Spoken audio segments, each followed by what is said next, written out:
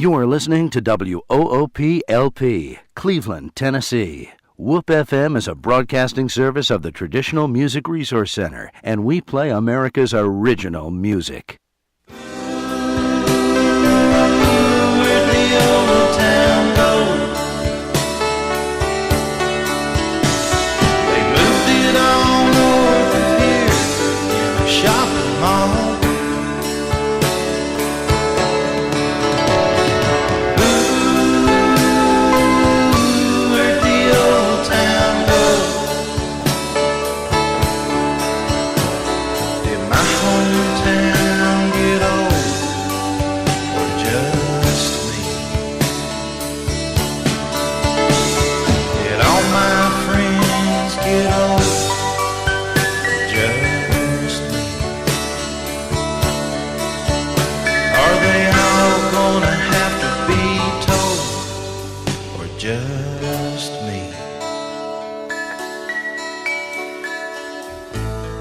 Good morning and welcome to Old Town Cleveland here on WOOP FM 99.9, or you can go to the internet at www.woopfm.com. You can call us here at 614-5553. Good morning, Debbie Moore. Tell us about our special guest here today. Good morning. It's January the 11th already, 2014.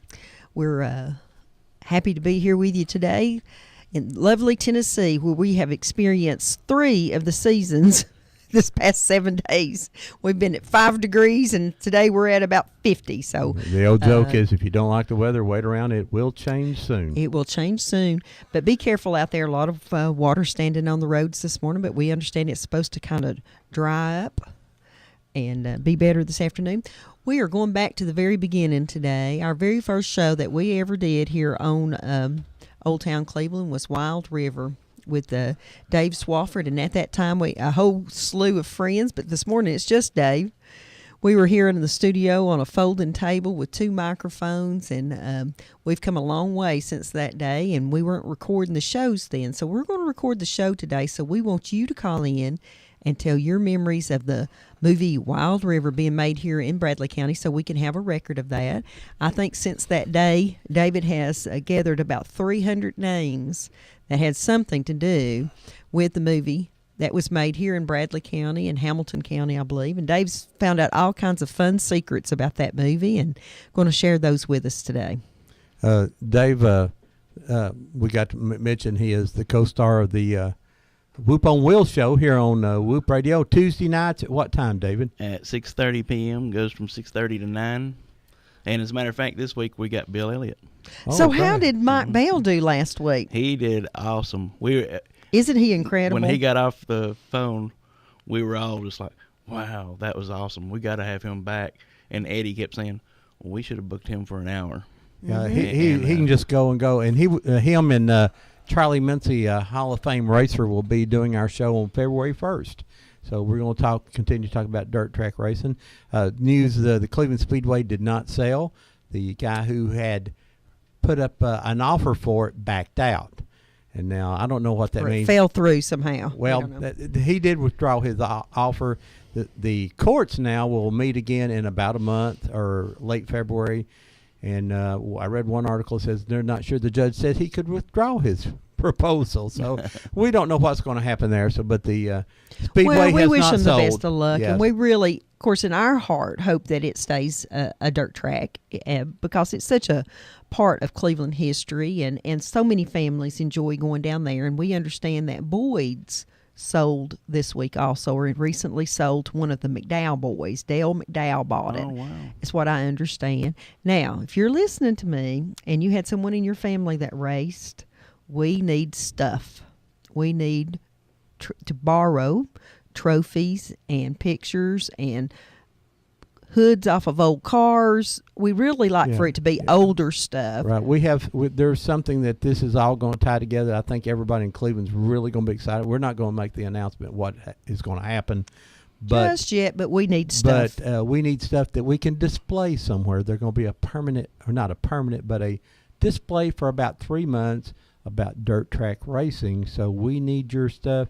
I mean, an old crumpled up hood, old tires, an old fender. I mean, seriously, if it looks like a race car stuff, we really And need that. we have a commitment for one vintage race car and possibly a 1950s race car. A race car from the 1950s that's a 1934 model. But we haven't confirmed that one yet. That will be on display. So we were just really excited about all that, but I don't want our listeners' families to be left out.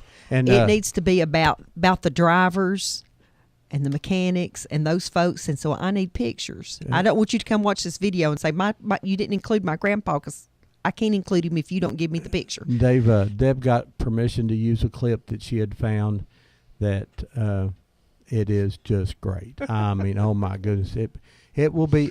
It's going to be a very funny clip. I think we can tell what that clip is, because it's going to be funny even if the surprise is gone. But some new friends of mine that I've made on the internet, they go and they did the filmed the ice, whatever it was, Ice Bowl. Ice Bowl the other day down in Talladega. I mean, they're big time filmers.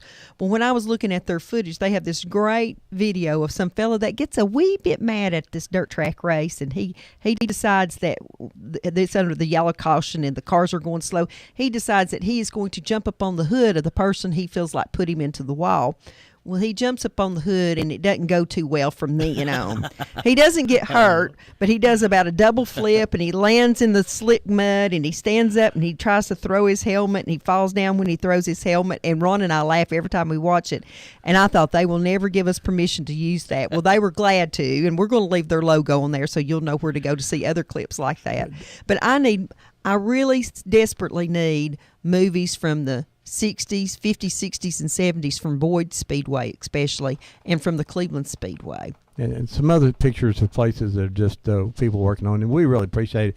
The documentary is going to be about an hour and a half. It's going to be very, very intense, and we're going to have another. Dave's one of our technical advisors of the thing. He got to watch some of the footage that we're using, and we had a ball day. We ate chili. Well, I tell you what, I don't feel too much like a technical advisor, because I've learned a lot about local racing here because of y'all. Mm-hmm. Yeah. And so I'm excited about that thing coming out. Well, it was good for me to be able to see you and the other folks that we had invited the other night, just your response to certain clips, because I thought I'd picked out the best ones, but I knew after watching it with you guys the other night that y'all would get really excited to see those 34 Fords racing, and we're real excited about it. But all right, David, before you go, David, a little bit about you. Everything. You're a Bradley County guy. Went to Bradley High School, and you work for, what's the name of the Cutler Hammer? Well, it used to be Cutler Hammer. It's It's Eaton Electrical now. Yeah, and so you've worked there for several years. Yeah, 8 years as of January 2nd. And you also used to be in working NASCAR across the wall, changing tires and do that. Tell us what you did, a little bit about that. Well, I've done everything except for jack man and gas man. So I've been a tire carrier, tire changer. I've been the catch can, signboard. So I've been this past year I was the second can man for Joe Nemechek.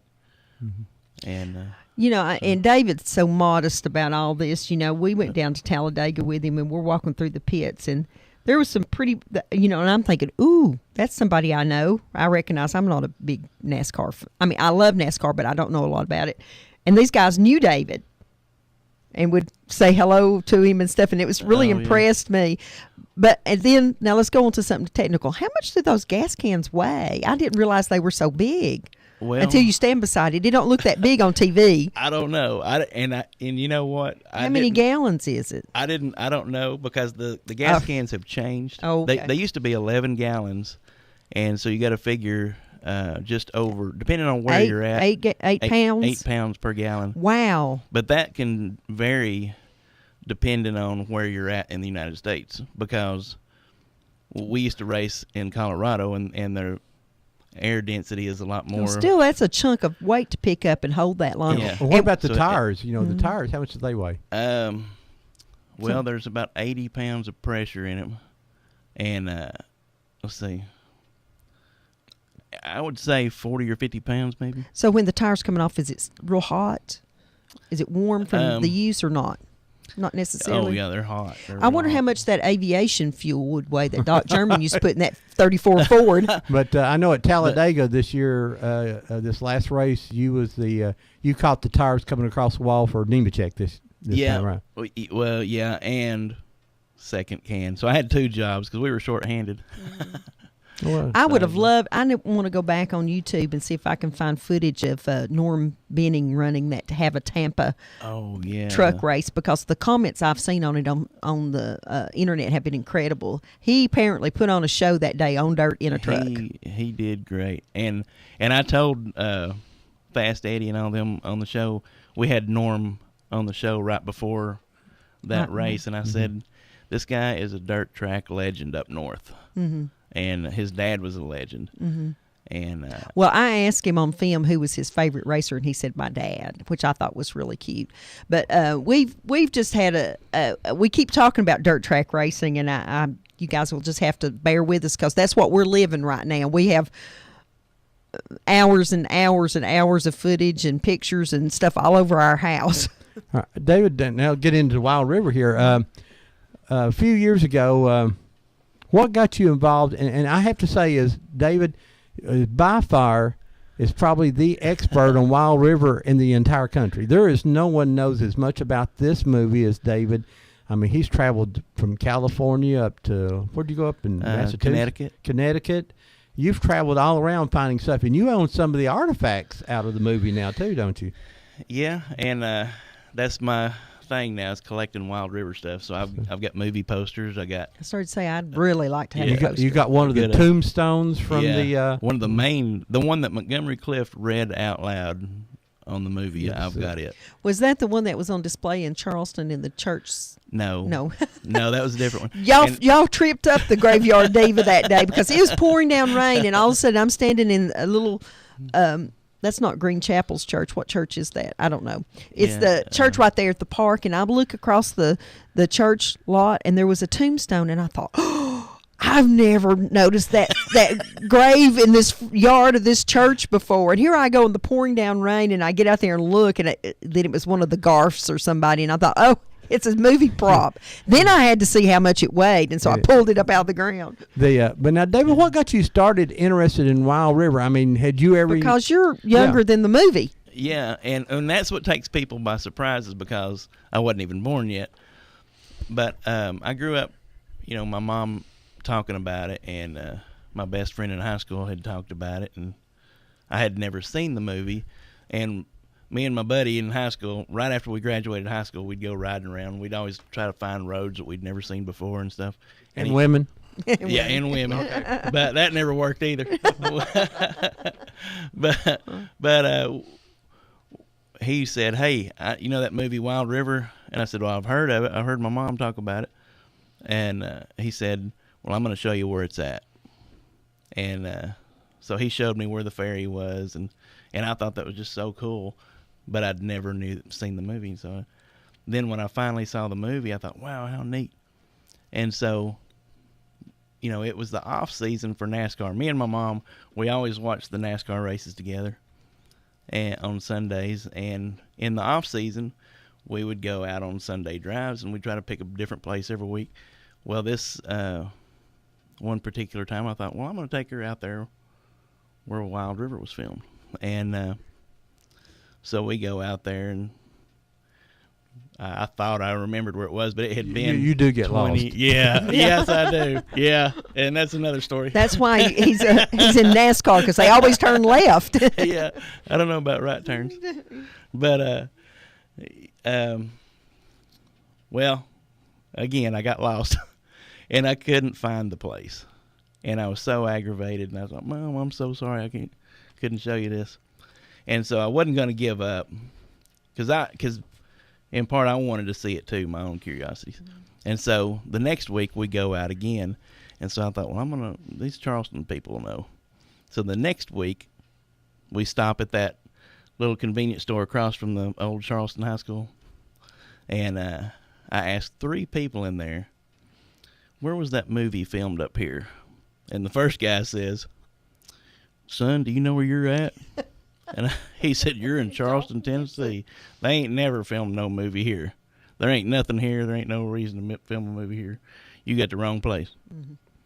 And so then I went inside and asked the clerk, and she goes, I don't think there's ever been a movie filmed here. You got the wrong place. And then the third guy was a guy that I had went to school with named Stoney Pendergrass.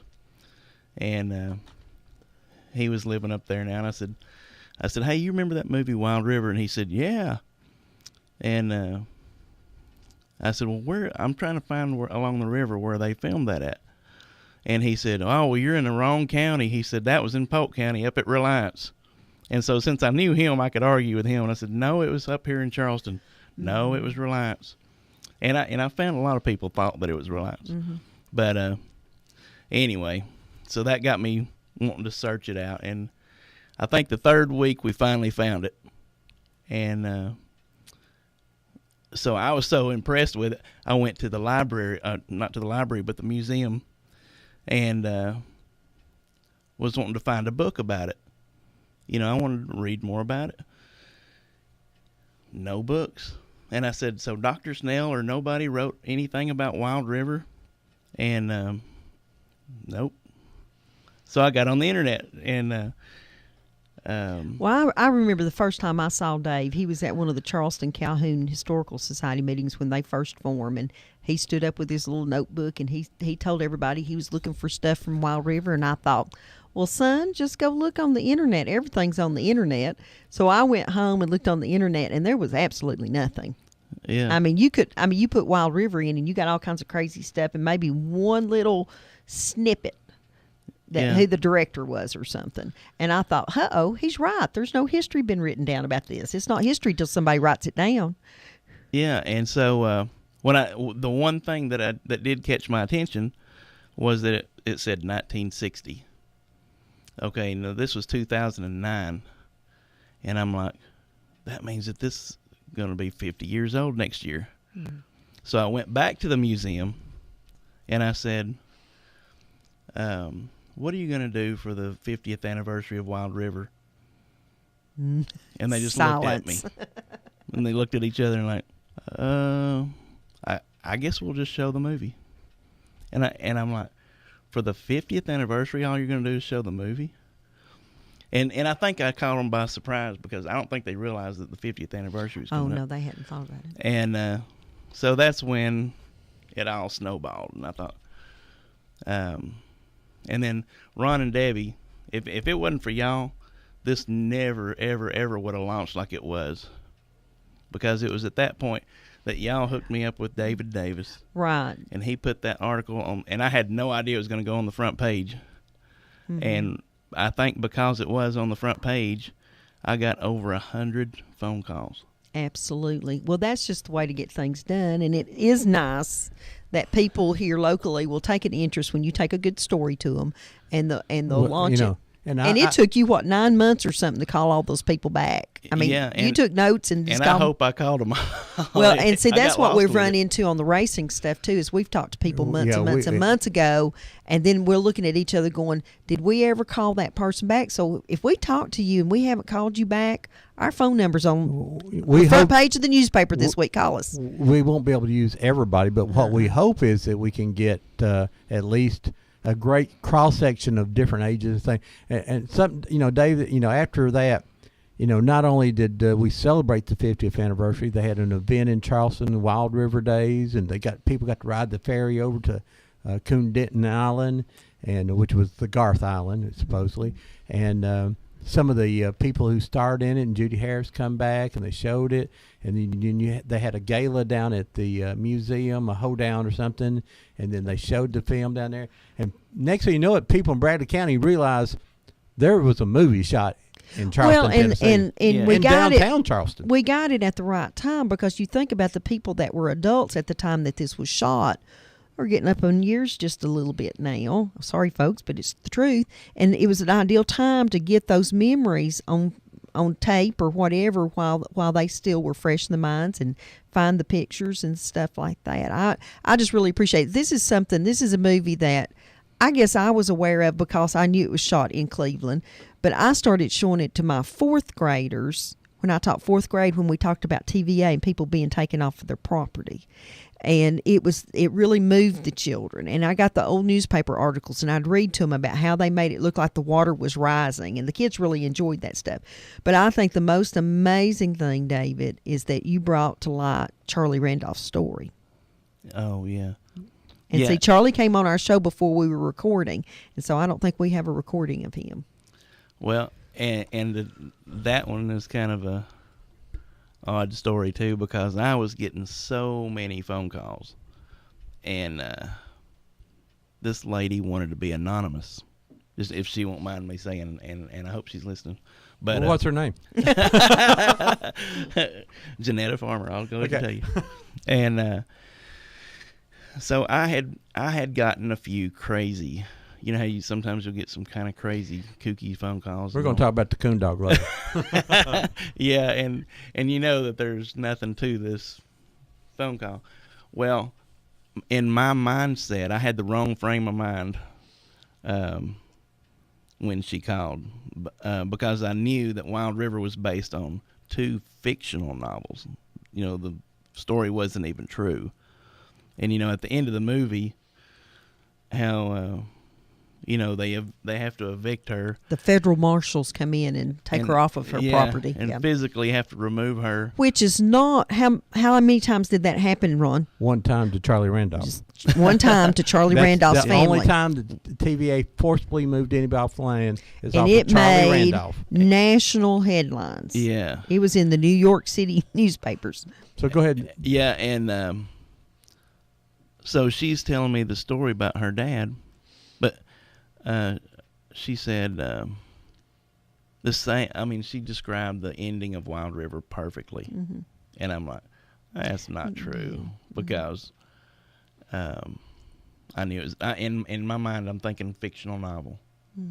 I never dreamed, and then I kept thinking, well, she's, you know, the way she was saying it. I thought, well, it sure does sound real the way she's saying it, and so I wanted to at least meet her dad. And I go there, and the first thing they do is they pull out this newspaper article from the Knoxville News Journal, front page, and it shows their cabin burning, and another picture has the family standing outside. And in the New York Times article, it says, "Family evicted as waters lap the front porch." And I'm like, wow. And I so can't Charlie believe came on it. our show, and he was 9 years old when they were evicted from their property in Roane County. Is that right? Roane County? It- Yes. Yeah. And Or, his mother was not Maddie Roane, Randolph. above Rome, I believe, wasn't it? Campbell County. Campbell Yeah. County. I'm Or, sorry. It's North Dam yeah. backed up, right? The first. Yeah.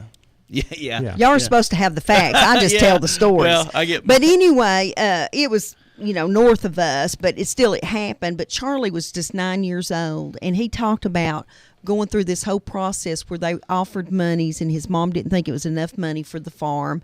And so they just kind of thought that it would just all go away, or it wouldn't happen, or the water really wouldn't rise, or whatever. And they negotiated with them during this entire time. And then when the waters got up to the front porch, but just prior to that, Charlie says that he and his dad went out in a flat bottom boat and picked the roasting ears.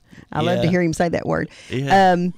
Because the water was rising, and then when the water got up and it was coming up over the edge of the porch, well, they knew that indeed that they were going to have to leave, and the marshals actually came in boats and took them over to the road. Her and- name was Maddie Randolph, and there's a boat ramp at North Dam called Maddie Randolph Boat Ramp, and apparently it was near where that was. But Yeah, and it's at Maddie Randolph Hollow, and she even has a hollow named after her.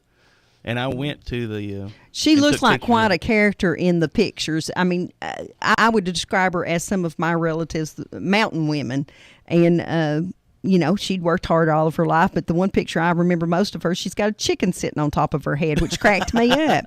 But I think that she kind of put on a show for the cameras, too, is that she knew that maybe she could get some help if they... It was ironic, I think, that Charlie Randolph, who is now living in Cleveland, Tennessee, Or Charleston, isn't he? Charleston, well, in this area here, and that Well, he lives here in Cleveland. yeah, that Oh, okay. the Wild River movie resembles his story almost completely. I mean, and of course, I know what the other book is. Mud on the Stars. Is that it? Yeah. And what's the other book? Dunbar's Cove by Borden Deal. And it probably has some storylines out of it, but the Maddie Randolph story was is the story. And we're talking to David Swafford here on Old Town Cleveland about Wild River. And you can call us here at 614-5553. If you got anything, if you was in the movie, we'd love to hear from you, or if you know anything about it. Good morning. You're live on Old Town Cleveland. Good morning, Ron Deb. How you doing? Push the button Hello? again. Hello? Good morning. Oh. Yep, we didn't get them there. Let's see if we can get... I'll just tell everybody that the power was off for 4 hours this morning, so we may have a few gremlins going on. So if you call and we don't get through to you, call us back. I know I talked to someone on the phone this morning when we got the system back up and running, so maybe we'll get it up here in a minute. Anyway.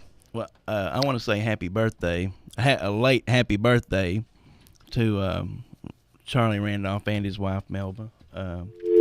Charlie turned 88 on he is adorable. December 23rd, and his wife turned 85 on December 30th. Well, bless their hearts. All right, good morning, folks.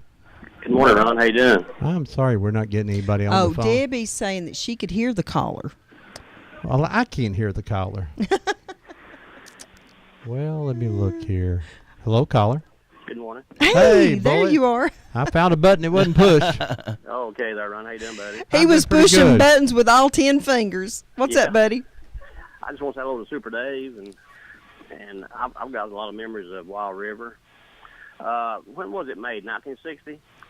It was filmed in 59 and released in 60. Well, I was actually 11 years old, and my uncle lived upon a farm. He said he'd come out on his porch and watch them make the movie. And but what I remember about it is Montgomery Cliff actually smiled at me. I was coming out of the spot, and he was going into that thing. Oh, that's neat. And now there's a guy, Alex Zara. I actually seen him this morning. And he was actually on Rawhide, and he was the one that started a fight with Montgomery Cliff. And but he has made a lot of Western movies. Been on Gunsmoke and Bonanza, and he's a well-known actor. I never did see them up there though. But that movie brings back a lot of memories to me. I've actually seen it here. It was on here not long It ago. runs every now and then on TV, and Debbie did some research here online for us, and it is available through Amazon, that you can get it in DVD and a Blu-ray. Yeah, it was. I enjoyed it, and like I say, I was about 11 years old, and I was trying to place where my uncle lived on a farm, but everything's changed since then. Charleston doesn't look the same, and I don't actually know where he's passed away on me now. And I don't actually know where his farm was up there. Mm-hmm. But anyway, I just thought I'd call in and share my little memories from forward. Okay. Well, thanks a lot, Bullet. Okay, we've pushed every button that we've had that we can push, and so if you call in, we really need for you to talk a little bit louder. Welcome to Whoop. You can't expect 100% of stuff to work every week. Good morning. You're live on Whoop. Good morning. Hey. I've got a question. Was Bruce Dern in that movie? Yes. Well, on the DVD that I got from Amazon, which I just received a couple of weeks ago, and I've already watched the movie about 5 times. And is it a good DVD? Yes, it is. Okay. But I recognize Bruce Dern, and he's got a sweater on with a bee on it. Yes. I'm just wondering if any connection to Bradley. Oh, we understand that's an old Bradley sweater, and while it came out of wardrobe, they said that it belonged to Ross Apperson, which was the teacher at Bradley, or he had gotten it for him, is all we know. And no, we can't find it. We've looked for it. Okay, well, Fro Daddy's big sister, about the same age, she picked Bruce Dern up and brought him to their home here. I wasn't around, so I didn't see What was he, about 16 or something at that time? Yes. Yeah. Yes, she was, too. She was a good-looking girl. Anyway. Well, he still remembers being here and really cherishes the memories, actually, which was quite funny because David met him out in California, and he was telling David all about Charleston and the movie and stuff. Wow. So we made an impression. It's a great movie, and I think Jo Van Fleet's just an amazing actress. If I'm not mistaken, she won an Academy Award for that movie, Best Supporting Actress. No, well, Wild River didn't get any nominations. Had very limited play, didn't it? But she did get an Oscar for East of Eden. How old was she when she was in that movie, David? She was about 42, I think. She wasn't as old as the character. No. No, and you would believe, I couldn't believe it when I heard that she was not an older actress, that she was just 42. She also plays the mother in what was it? Luke. Yeah, Cool Hand Luke. She's the Yeah. mother Yeah. laying in Yeah. the back of the truck. Yeah. Yeah, she's a great actress. Yes, and I love that movie, and when I get home today, I'm going to order me a new DVD. I'm really surprised to learn that she's only 42. She looked, well, God, she played a role about 82, I think. Yes, Yeah. she did. Yeah. She And did you say she never got out of character on set? She always stayed in that character and that makeup? Yeah, and Carolyn Harris told me a lot about that, saying that she said she thinks she put rocks in the bottom of her shoe to help her have a limp, Yeah. and because she would always limp around, and when she wasn't crippled up or anything, but she never wanted to be out of character. I really enjoyed how she wanted to make a point to everybody that's listening to her, and she'd, Sam, you gonna sell me Old Blue? I'm not selling Old Blue to you. I don't care who you are. She said, yeah, you're gonna sell Old Blue to me. And Sam said, you don't have a right to take Old Blue, and she just kind of grinned. That made her whole point. Yeah, and when she's talking to her granddaughter, too, she kind of does that, too. She doesn't lecture or anything, but you know that she's getting her point across. I think that was one of the key points in the movie when the movie changed around a little bit. It was that when she stopped and done that, it just made the point of the whole movie. And Elie Kazan always wanted to make a point in the movie, didn't he? Yeah. She talked to the actress, I forget her name, about the old yellow cat coming in early in the morning. She got Lee Remick. that cat sneaking in. She's just making a point. Making a point. Yeah, I loved it. I don't know who wrote that story, David. What is his name? Now my mind's going blank. What's his name? He's done a lot of things. things. Yes. His name's It'll come to you in a minute. Don't worry about it. Yeah, but a bad actor. I'm like you. Jo Van Fleet was my favorite, and one of my favorite things that I thought was the best acting in that whole movie was when Montgomery Clift comes to tell her sons had even moved off the island. She was the only one left, and she's inside the house, and he's yelling at her from outside the house, and when she turned her head. And just the expression on her face. She didn't say a word. Just the expression on her face. You could tell she was defeated. Yes, yeah, She I had remember that defeated scene. look. And Now, I like the scene where Montgomery comes and plays drunk, which was easy for him to do, right? well, we understand they may have let him have a drink or two that day. Well, Randy Fox got him some moonshine. There was a long list of people got him whiskey. Yeah, I went to the armory and picked it up for him or something. Yeah. What's funny about this, I was at Pokey's yesterday, and I was telling the young waitress about the movie. Of course, she'd never heard of it. And Randy Fox came in to eat there, and I made him tell the story about getting moonshine to the waitress so she'd know I just wasn't full of bull crap. And Jones was there. And when Jones came over, he wanted to talk about everything else in the world, and I wanted to talk about Wild River. And I said, that little boy in that movie, he really had a resemblance to you. I remember your face when you were young. You weren't in that movie, were you? He said, no, but my mother took me up there. I did watch them make some of it. I have no remembrance of knowledge of it. I didn't go up there, didn't run into him at the spot, which I should have because I was always at the spot. But I was just 10 years old. I wasn't as old a man like Bullitt was, but anyway, I'm enjoying this program, and I love that movie, and I'm going to call back with more questions. Oh, go We got ahead. them. Thank you. Get ready for next week's show, folks. We're going to have some of the family members on here talking about Rex and Red Dockery and what Rex had done in sports, and that should be a fun show, and I think I'm going to learn a lot because I just know he was here and don't know any of the details. Very, very I'm excited about that show. big person from Bradley County, Rex Dockery, UT football player, and Allstate, Guard. And go ahead, caller. You're live on Old Town Cleveland. I was just waiting. Hey, Miss Ella. How are you? Oh, I'm fine. I feel good this morning. No, Well, I kind of worried about you this week when it was 7 degrees. I'm thinking, I hope Miss Ella's not out trying to catch that bus this morning. oh, I was outside 2 or 3 times when it was cold. It was painful, wasn't it? Yes, it was. You just could not dress warm enough to get that wind not to hurt you. And, my light bill was $5.31, and I only got a $5 money order. And housing wanted me to go back to Walmart that day, and it was so cold. After that, it was so cold to get a 31-cent money order. I said, "You're crazy. I ain't going to do it." So I waited. I've been cleaning and watering my poinsettia I got at Christmas. I still got it. Well, poinsettias are like every other plant I get. I keep them real pretty for a week or two, and then all the leaves fall off of them. But I know, supposedly, if you stick them in a closet and do all that stuff, they'll bloom again. I just go to Home Depot and buy me another one when they get $3.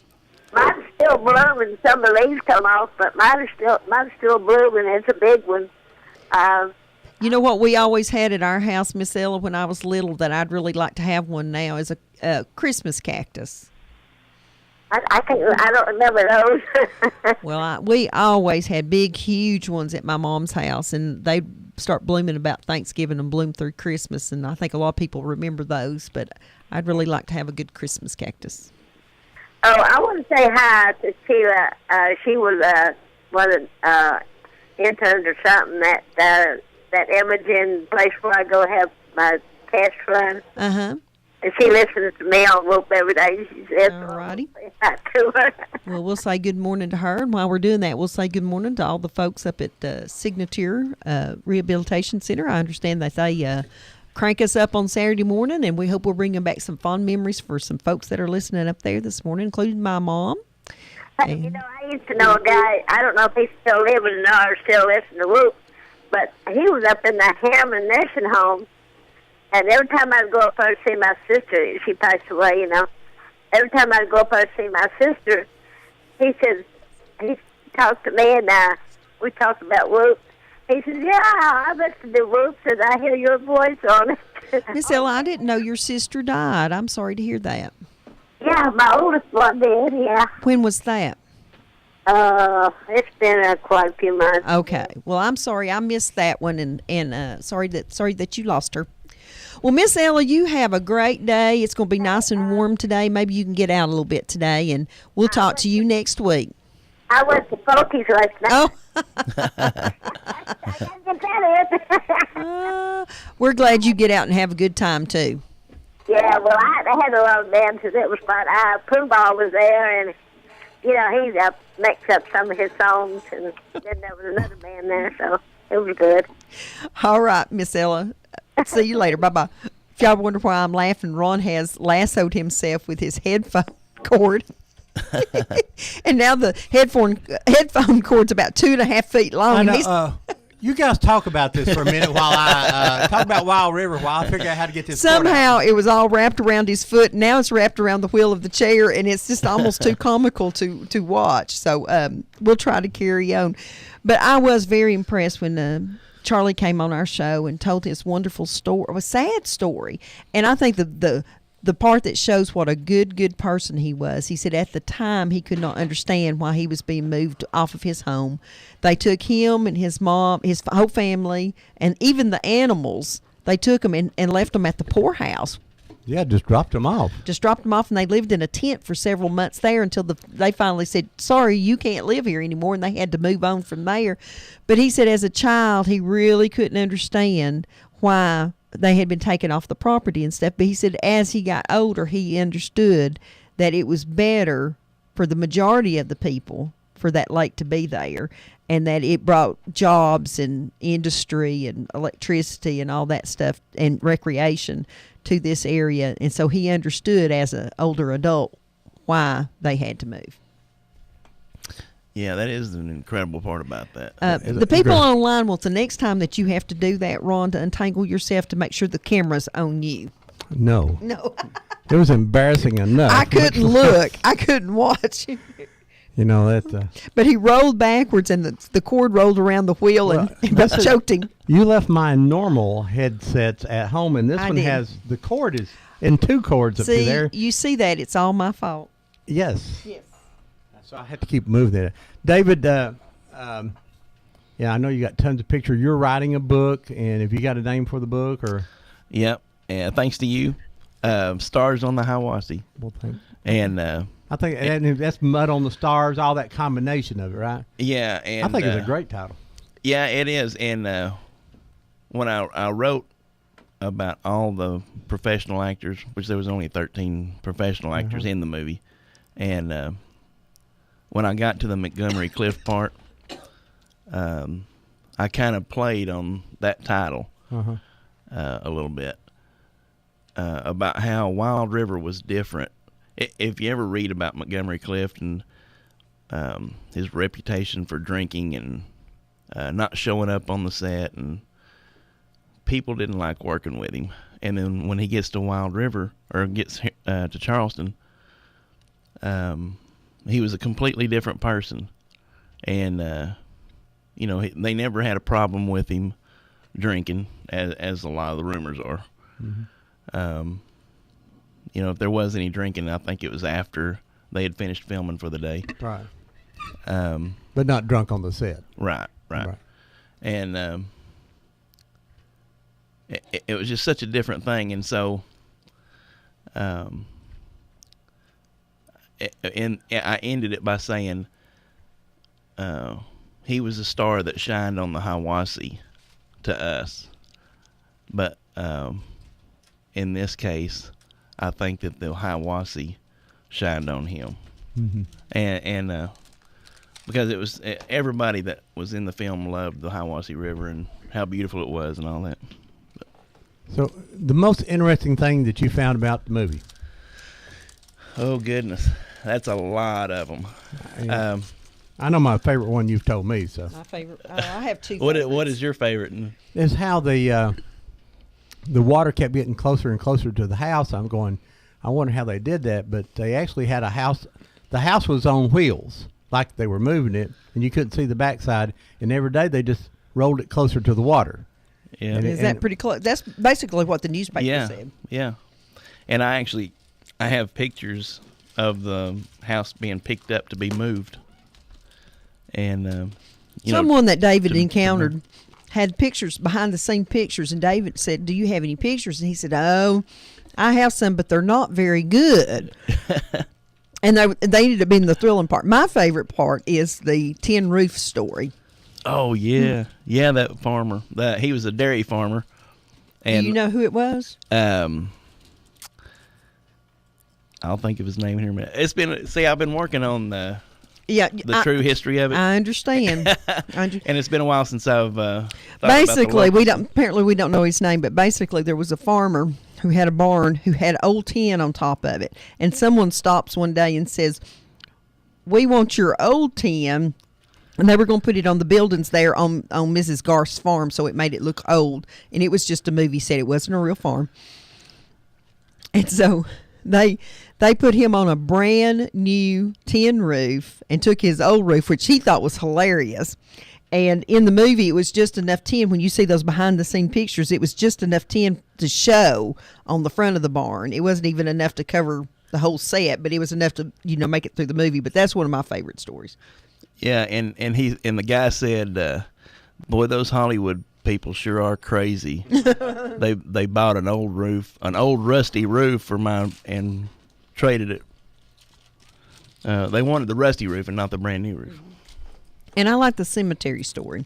That if you've watched the movie, you know that, and it's true, especially Southerners. I think that we really hold sacred the places where we put our family members in the ground, and some of the point was, if we've been here so long, look at all these old graves, and that if we have to leave, we're going to have to leave them behind and all that kind of stuff. But in reality, how did they make it? And then at the end of the movie, as they fly over, the one thing that's sticking up out of the water is a little island that has that graveyard on it. How'd they do that, Dave? A barge. And it took you a long time to find that information, didn't it? Yeah, and I was looking for it, and a lot of people thought that it was that little bitty river.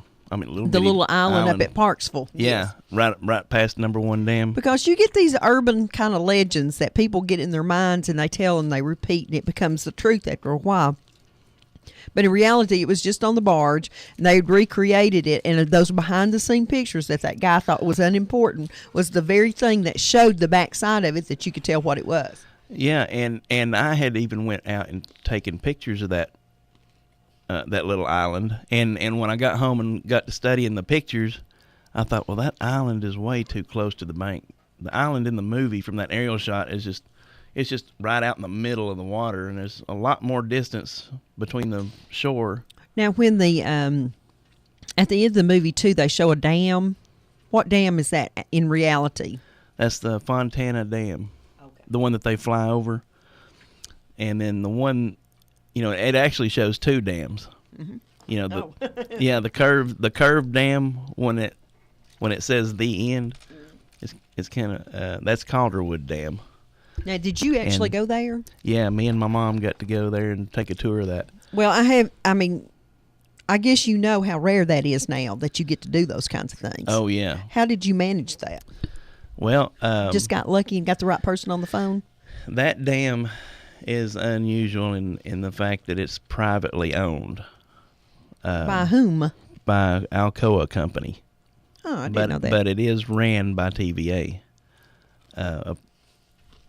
And that's why there's no access to that dam. If it was owned by TVA, then we could have access to it. But limited access. Yeah. I mean, you'd have to make arrangements and stuff. Yeah, as far as somebody going down there and fishing or whatever. But because it's private, they've got it all fenced off, and you have to have special permission to get in there. And so we just asked permission and told them what we were going to do, or what I was doing, and they let me go. That's amazing. I thought of something. Oh, someone online here wants to know, did they run ads in the newspaper for the actors and actresses, the extras? Yes. Yes. Well, actually, it was an article. Have you seen the article? I'm sure you have. I've seen the one in the Cleveland paper, but not in the Charleston Record. Okay. That's the one that I want to see. And you looked at the library on the reels. Yeah, and they don't have it. And what date would it be? Not 1958. It would be something in September of '59. And I even went to this Tennessee State Library, and those articles the 1959 ones are missing. Oh, of course. So just the ones you're looking for, huh? Yeah. But I was wondering, because there's a large number of African Americans that are in the movie, and I was wondering if the articles addressed that. It had to say specifically that they were looking for. Well, I don't recall it mentioning that specifically, but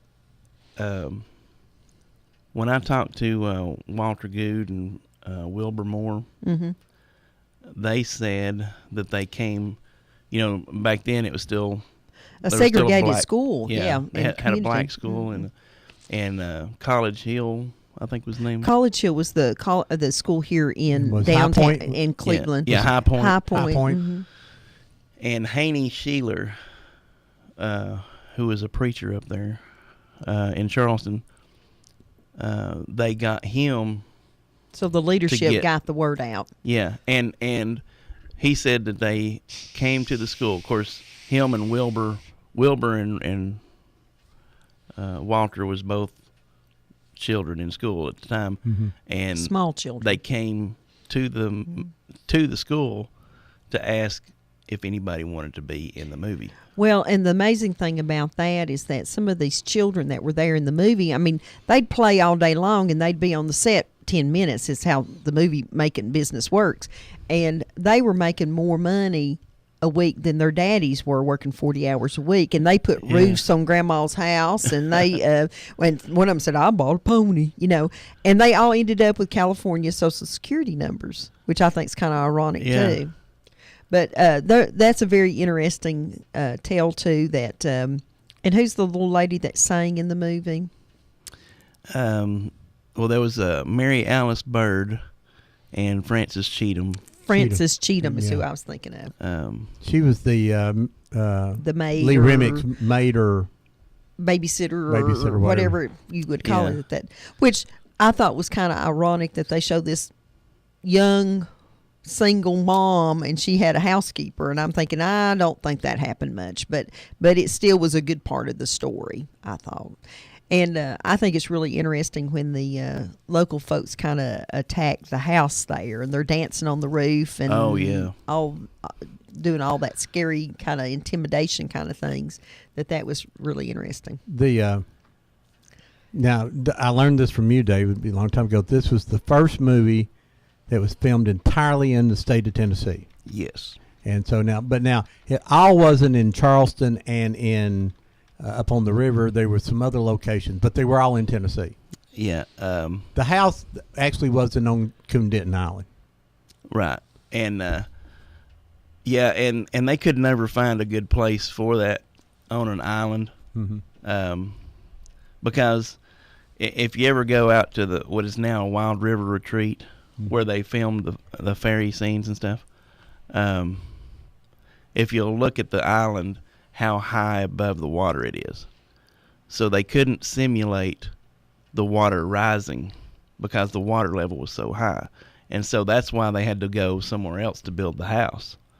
And since that was the time they filmed it at the time of the year when TVA had the water down real low, and it created these peninsulas, and so if you know where Skull Island is, right off Birchwood Pike, going toward, it's in the vicinity of Harrison Bay. That's where they put the plantation house. Mm-hmm. And they could move the house down along closer and closer to the edge of the water because it was flatter. So I call it Coon Denton Island because that was the name of the island up here. Basically, the ferry's still there, and you go across which there. is someone's name. Yeah, I mean, well, a friend of mine's grandfather who is Coon Denton, so actually who that is. But as he walks up that little muddy road like he's going to the house, they only go so far and then they stop, don't they? And then they have to switch and go down to Harrison Bay. Yeah, and so it's actually two different places. Dave, tell us a little bit about how they would be up there recording at the river there at Coon Denton Island, and they'd have to stop the traffic. Oh, yeah. And stop the tractor, too. Yeah, and...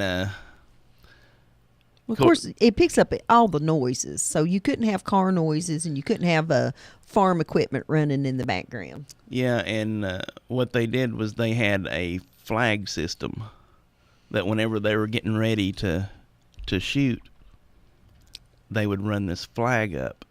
And they had a bunch of corn on the actual island, and you can see it in the film, all the corn stalks. But whenever Pete Green, who owned the property at the time, he would be on his tractor, and they had a movie guy would ride on the back of the tractor with him to watch for. His job was to watch for that flag, and they would hit him in the back of the head with one of these. One of those little bitty, I can't remember what Tommy Green told me they called those little pieces of corn. Mm-hmm. But he'd hit him in the back of the head with it to let him know when that flag went up, they're ready to shoot a scene. But that was kind of a weird way of doing that. Mm-hmm. Looking at the communication we've got now. Yeah, Did you ever figure out where he got thrown into the creek at? Yes. Okay, we'll talk about that after this call. Go ahead, caller. You're live on Old Town Cleveland. Ron, I got one more question for you. Sure, go ahead. Super Dave, on the end of that movie where they showed the dam, was that the Loudon Dam, or is that what dam was that the TVA had showed at the end of that movie? Were the airplanes flying over? Yeah. That's Fontana. I didn't know if it's I don't know if we ever had any dams hardly back then around here. Do you? But it was. I think it was. I know we got a dam in Loudon, and and I don't know if I just wondering which one that was. Yeah, Fontana Dam. Fontana, which is close to Cherokee, North Carolina, or sort of up that way, right? Oh, is it that far? Isn't Yeah. it, guys? Well, it's just right across the Tennessee line. Yeah. Yes. Well, you remember they finally got her. Now the lady that was sitting on the porch. Did she finally die in that movie, or they just got her off? I think she passed away, didn't she? Yeah, she died after she moved into the new house a few days. And then that's when they showed the dam when it was going off. Showed Tennessee TVA, and I just wondered about that. I've been wondering about all these years. I'm just glad Super Dave answered that for me. Well, he can answer a lot of questions. And the little house that they moved her to, you found where that house is. It's still standing too, isn't it? Yeah. It's out in Birchwood. Yep, and it's along that same road where the plantation set was. If you go on past, like if you turn in off of 58 Highway onto Birchwood Pike, it's like the third house on the left. Well, I think there's still some people still living that played in that movie, aren't they? Yeah. Not many. No, the stars except Dern. Yeah, Bruce Dern's the only professional actor. I mean, local actors. Yeah. Oh, yeah. A lot several. of them were children, Bullet, and so the children really, I mean, they just remember being out of school and getting to play, and they didn't know a whole lot of the details. But now they did have heard stories, but that's some of the reason it's so good that Dave started this when he did. Yeah, but the actors, I know Montgomery Clift has passed away on us, and I don't know if that... Lee Joe Remick, Van Fleet. And, Joe Van Fleet. Lee, all of them are dead, yeah. Mm-hmm. Alex Azar is too. Oh, yeah. yes. Yeah, and I'll tell you a funny, strange kind of thing. When I first started this stuff, and I would interview people, they would suggest that I get in contact with Lee Remick and talk to her, and it was strange to me that nobody knew that she had died. Right. And so I got to researching that, and I found out that she died of cancer, but she died the day after Michael Landon died. Oh, okay. And because he was such a huge star and that made such big news, it overshadowed her death, and I guess people just didn't remember her death. Well, we lost some fine actors. Sure She was very pretty too. Yes, she was. Thank you, Bullet. All right, thank you. Bye-bye. And I think that's another one of my favorite stories is Carolyn Harris talking about how Judy got selected to be the little girl. And they had put out these articles and stuff, and Judy was at the post office with her daddy or somebody, I don't know, or her mom, and someone there from the movie saw her and commented that she looked like Lee Remick and asked them to bring her in. I think it was Ely himself, wasn't it? Charlie McGuire, I think. Charlie McGuire, okay. And Who was the assistant director. And Carolyn thought, well, she doesn't have a chance to do that. She hadn't taken her because they were looking for a 6-year-old, and Judy was 7, and she just hadn't taken her to the calls and things. Well, they were on their way to a football game, and Judy had on her corduroys and her sweaters and, all that kind of stuff. And they walked in, and all the other little girls had on all the little frilly dresses and the curls and the big bows in their hair. And Carolyn was kind of embarrassed for Judy. But then I think nothing else, it helped them see that she could be that little country girl. And I understand that she made enough money as that child actress to, pay her way through college. Yeah, she said they were on their way to the Purple Pounder game. There you go. Chattanooga Central. Now, the young boys from Charleston, what did you say their names were? You said them a few minutes ago. That were which ones now? The two young boys. Walter Good. Oh, yeah. Okay, yeah. Wilbur Moore. And all they remember is looking around and realizing that those men that were the sons of Mrs. Garth were... Ron's tangled up again. Were the cowboys off of the movies. That were some of those really well-known cowboy faces, and that was just all they could think. And where's their guns? They don't have their guns on. James Westerfield and J.C. Flippin. Yeah. Yeah. So where's the creek that they threw Mr. Stewart in? Or what was his name? Montgomery Clift. Montgomery Clift. Okay. Now it's before you, it's along the same stretch of the river, but it's before you get to the island. Okay, so it's in Hamilton east. County. Well, no, it's still in Charleston, but it's east of the island, then, right? Going toward Polk. Yeah, and it's property that Don Ledford owns now. Okay. Okay. Yeah.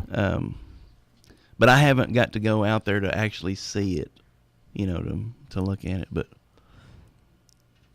and now, Ely Kazan chose Bradley County or Charleston. Why? I think because of that island. So really. Did they fly over like Bo Waters did and were looking for a site? Yeah, and they had flown 650 miles all the way up and down the Tennessee River trying to find the right look and something that met. And they almost picked Decatur, Alabama, because there was an old island called Finley Island that had an old house on the island. Mm-hmm. And I've not seen the island, so I don't know what it was that he didn't like about it. And so they couldn't find anything on the Tennessee River. And so they started going down the other rivers. So they went down Hiawassee and found that island. See, and I think that's really ironic because that was the same time that Bo Waters was coming in here and they were flying their planes over and they saw what they needed to see, the stands of trees and the water and the railroad and the roads and all that coming through. And Ely Kazan comes through and he sees what he needs for a very rural picture. So that's very interesting, I think. Well, here's something that's kind of fascinating to me. When me and my mom went to Connecticut, of course, they've got all the movie scripts that they had written. Well, when I looked through the movie scripts, they already had Coon Denton Island, and the date was not like 1957.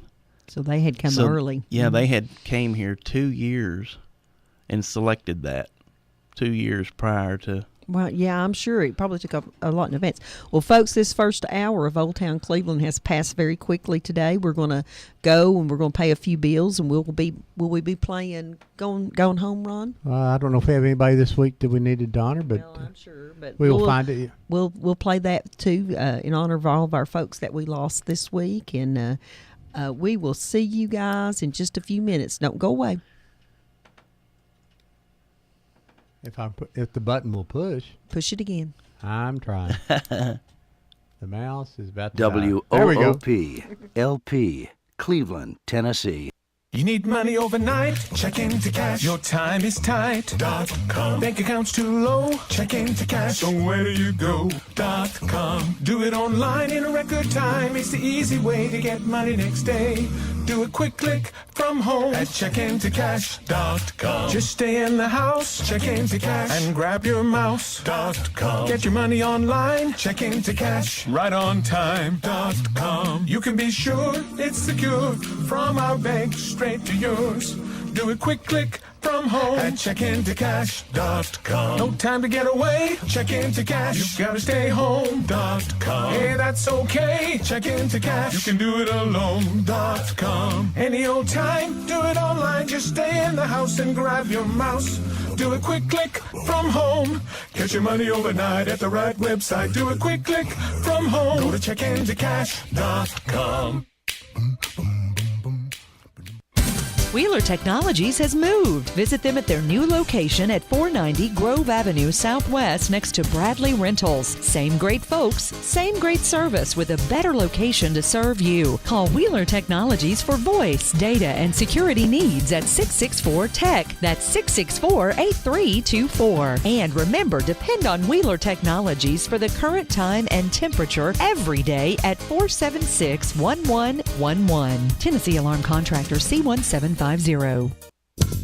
Kiesler Incorporated is in the business of recycling your metal, and they pay cash. The only covered scrapyard around where you can recycle rain or shine. They're located off the bypass on Overhead Bridge Road. Automobiles, appliances, copper, stainless steel, tin, all metals can be recycled at Kiesler, and you can walk away with cash. That's right, they pay cash, and they are the friendliest scrapyard in the Southeast. If you have unwanted metal just laying around, bring it to Kiesler Recycling today and walk away with cash. Kiesler Recycling open Monday through Saturday, 7:30 to 5, or call for more details, 614-3000.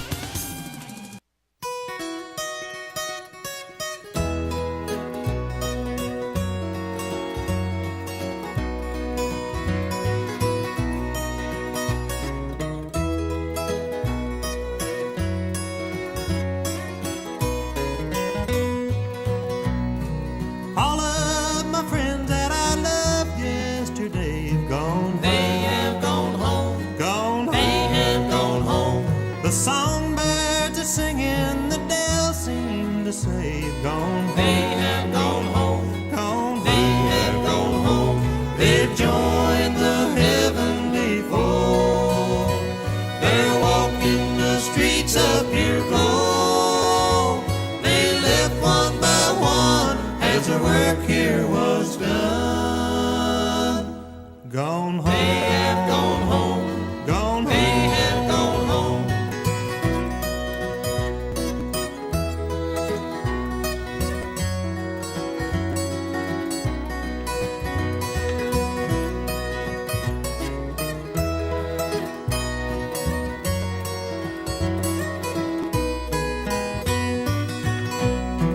Life here is lonely since they've gone before. Gone. They have gone home. Gone home. They have gone home. The old weeping willow that stands by the door sadly sighs. They have gone home. Gone home. They have gone home. They've joined the heavenly fold. They're walking the streets of pure gold. They left one by one as their work here was done. Gone home. They have gone home. Gone home. They have gone home.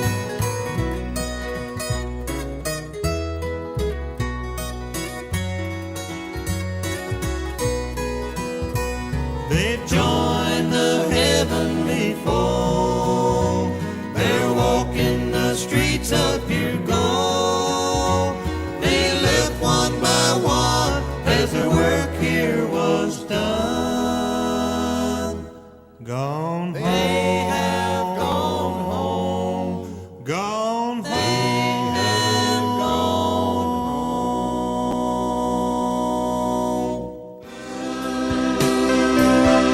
Where'd the old town go? They moved it all north of here in the shopping mall.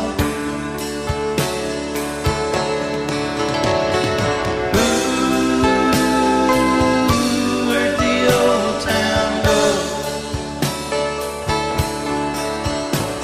Did my hometown get old, or just me? Did all my friends get old, or just me? Are they all gonna have to be told, or just me? Welcome back to Old Town Cleveland here on Whoop FM 99.9, or you can go to the internet at www.whoopfm.com. You can call us here at 614-5553. We're talking to David Swafford about the movie Wild River, filmed here in Bradley County in 1959. I believe it was, and some interesting stories as we were talking off air. Also, we always try to play that song now, Gone Home, for all those people. If you had a loved one died in the past week or so, that's our honor here at Old Town Cleveland to say And we just they've like that gone song. home.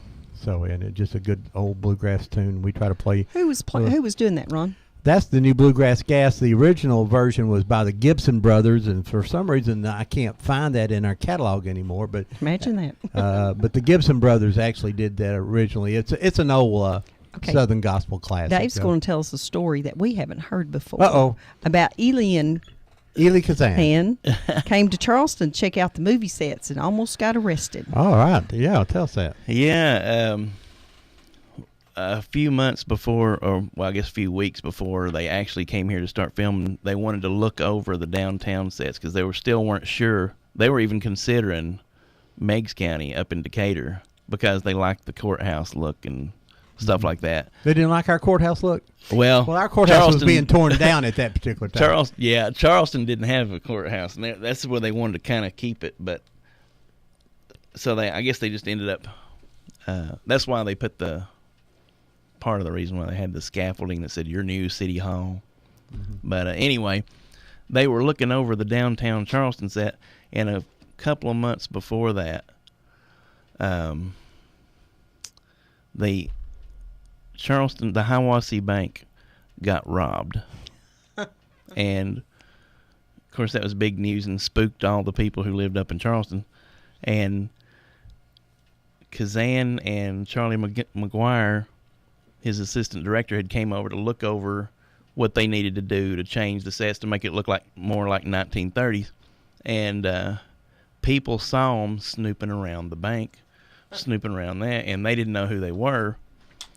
And but I guess they had been out to the Coon Denton Island place too, and were not the cleanest in the world as far as their clothes. And so they got the police called on them, thinking that the bank was being robbed a second time. And so I thought that was just kind of funny. But, And how did you find that story, Dave? it was in one of the newspapers. Yeah. See, sometimes the newspapers did a real good job, I think, on that they didn't do the really upfront kind of things. We have on the screen now one of my favorite pictures from the movie set, and it's Elian Kazan and little Judy Harris, and he's got his elbows on something, and he's all propped up, and she's imitating him. And I think that there was really a good relationship there. Yeah, he did so good with the people. He knew how to bring out the best out of people. What now? Eli Kazan, I'm going to ask this. I know a lot about him now that after you started doing the book, you got me interested in stuff, and I've read more. Tell us some of the movies that Eli Kazan has produced, and people may remember that, and then we'll talk about why Wild River never really got distributed basically at all. So tell us about who Eli Kazan was first. Well, he was an odd man, I guess, by our standards today, but he came from Turkey, and but he was more known for Broadway and the Actors Studio and the group theater and all that stuff. And they had developed a new way of acting called method acting. And when he finally started doing films, he did, and the reason I mention that is because of a lot of people thought that Montgomery Clift and Joe Van Fleet were very arrogant and stuck up and too good to speak to the local people, and that's actually not true. It was because they were method actors brought up and studied under Kazan in the Broadway shows in New York, and they just did not want to get out of character, and that was why they stayed to themselves. But anyway, some of his better movies was Streetcar Named Desire, Two pretty big name movies there. Yeah, On the Waterfront, and James Dean's first movie, East of Eden. Yeah. And then and that's the one where Joe Van Fleet got the Academy Award. Then there's another movie, what was the Splendid in the Grass? Splendor in the Grass, and that was immediately after Wild River.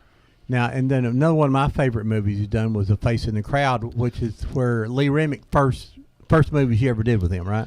Right. And, yeah, go ahead. Yeah, and speaking of that movie, he was doing research for Wild River while they were promoting that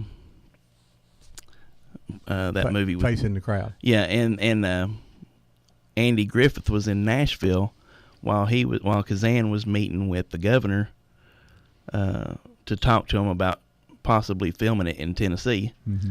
And while he was there, he asked Andy Griffith if he would play the lead role, and he said sure. He played Lonesome Road. Yeah, and this was 1957, 2 years before they actually filmed the movie. And but he couldn't get the funding for Wild River until 2 years later. And by that time, Andy Griffith had gotten, if you'll notice, the Andy Griffith Show, it didn't start till 1960. And he was busy filming that TV show. He had just gotten that.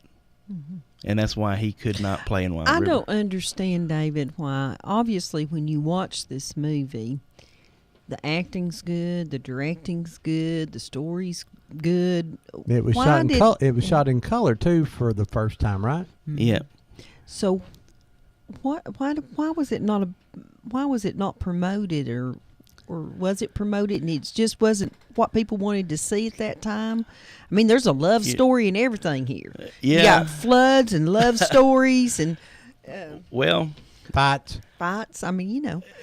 we can only speculate why, but my theory is because of his House Un-American Committee stuff that he had done. You know, during McCarthyism. He was on the communist list.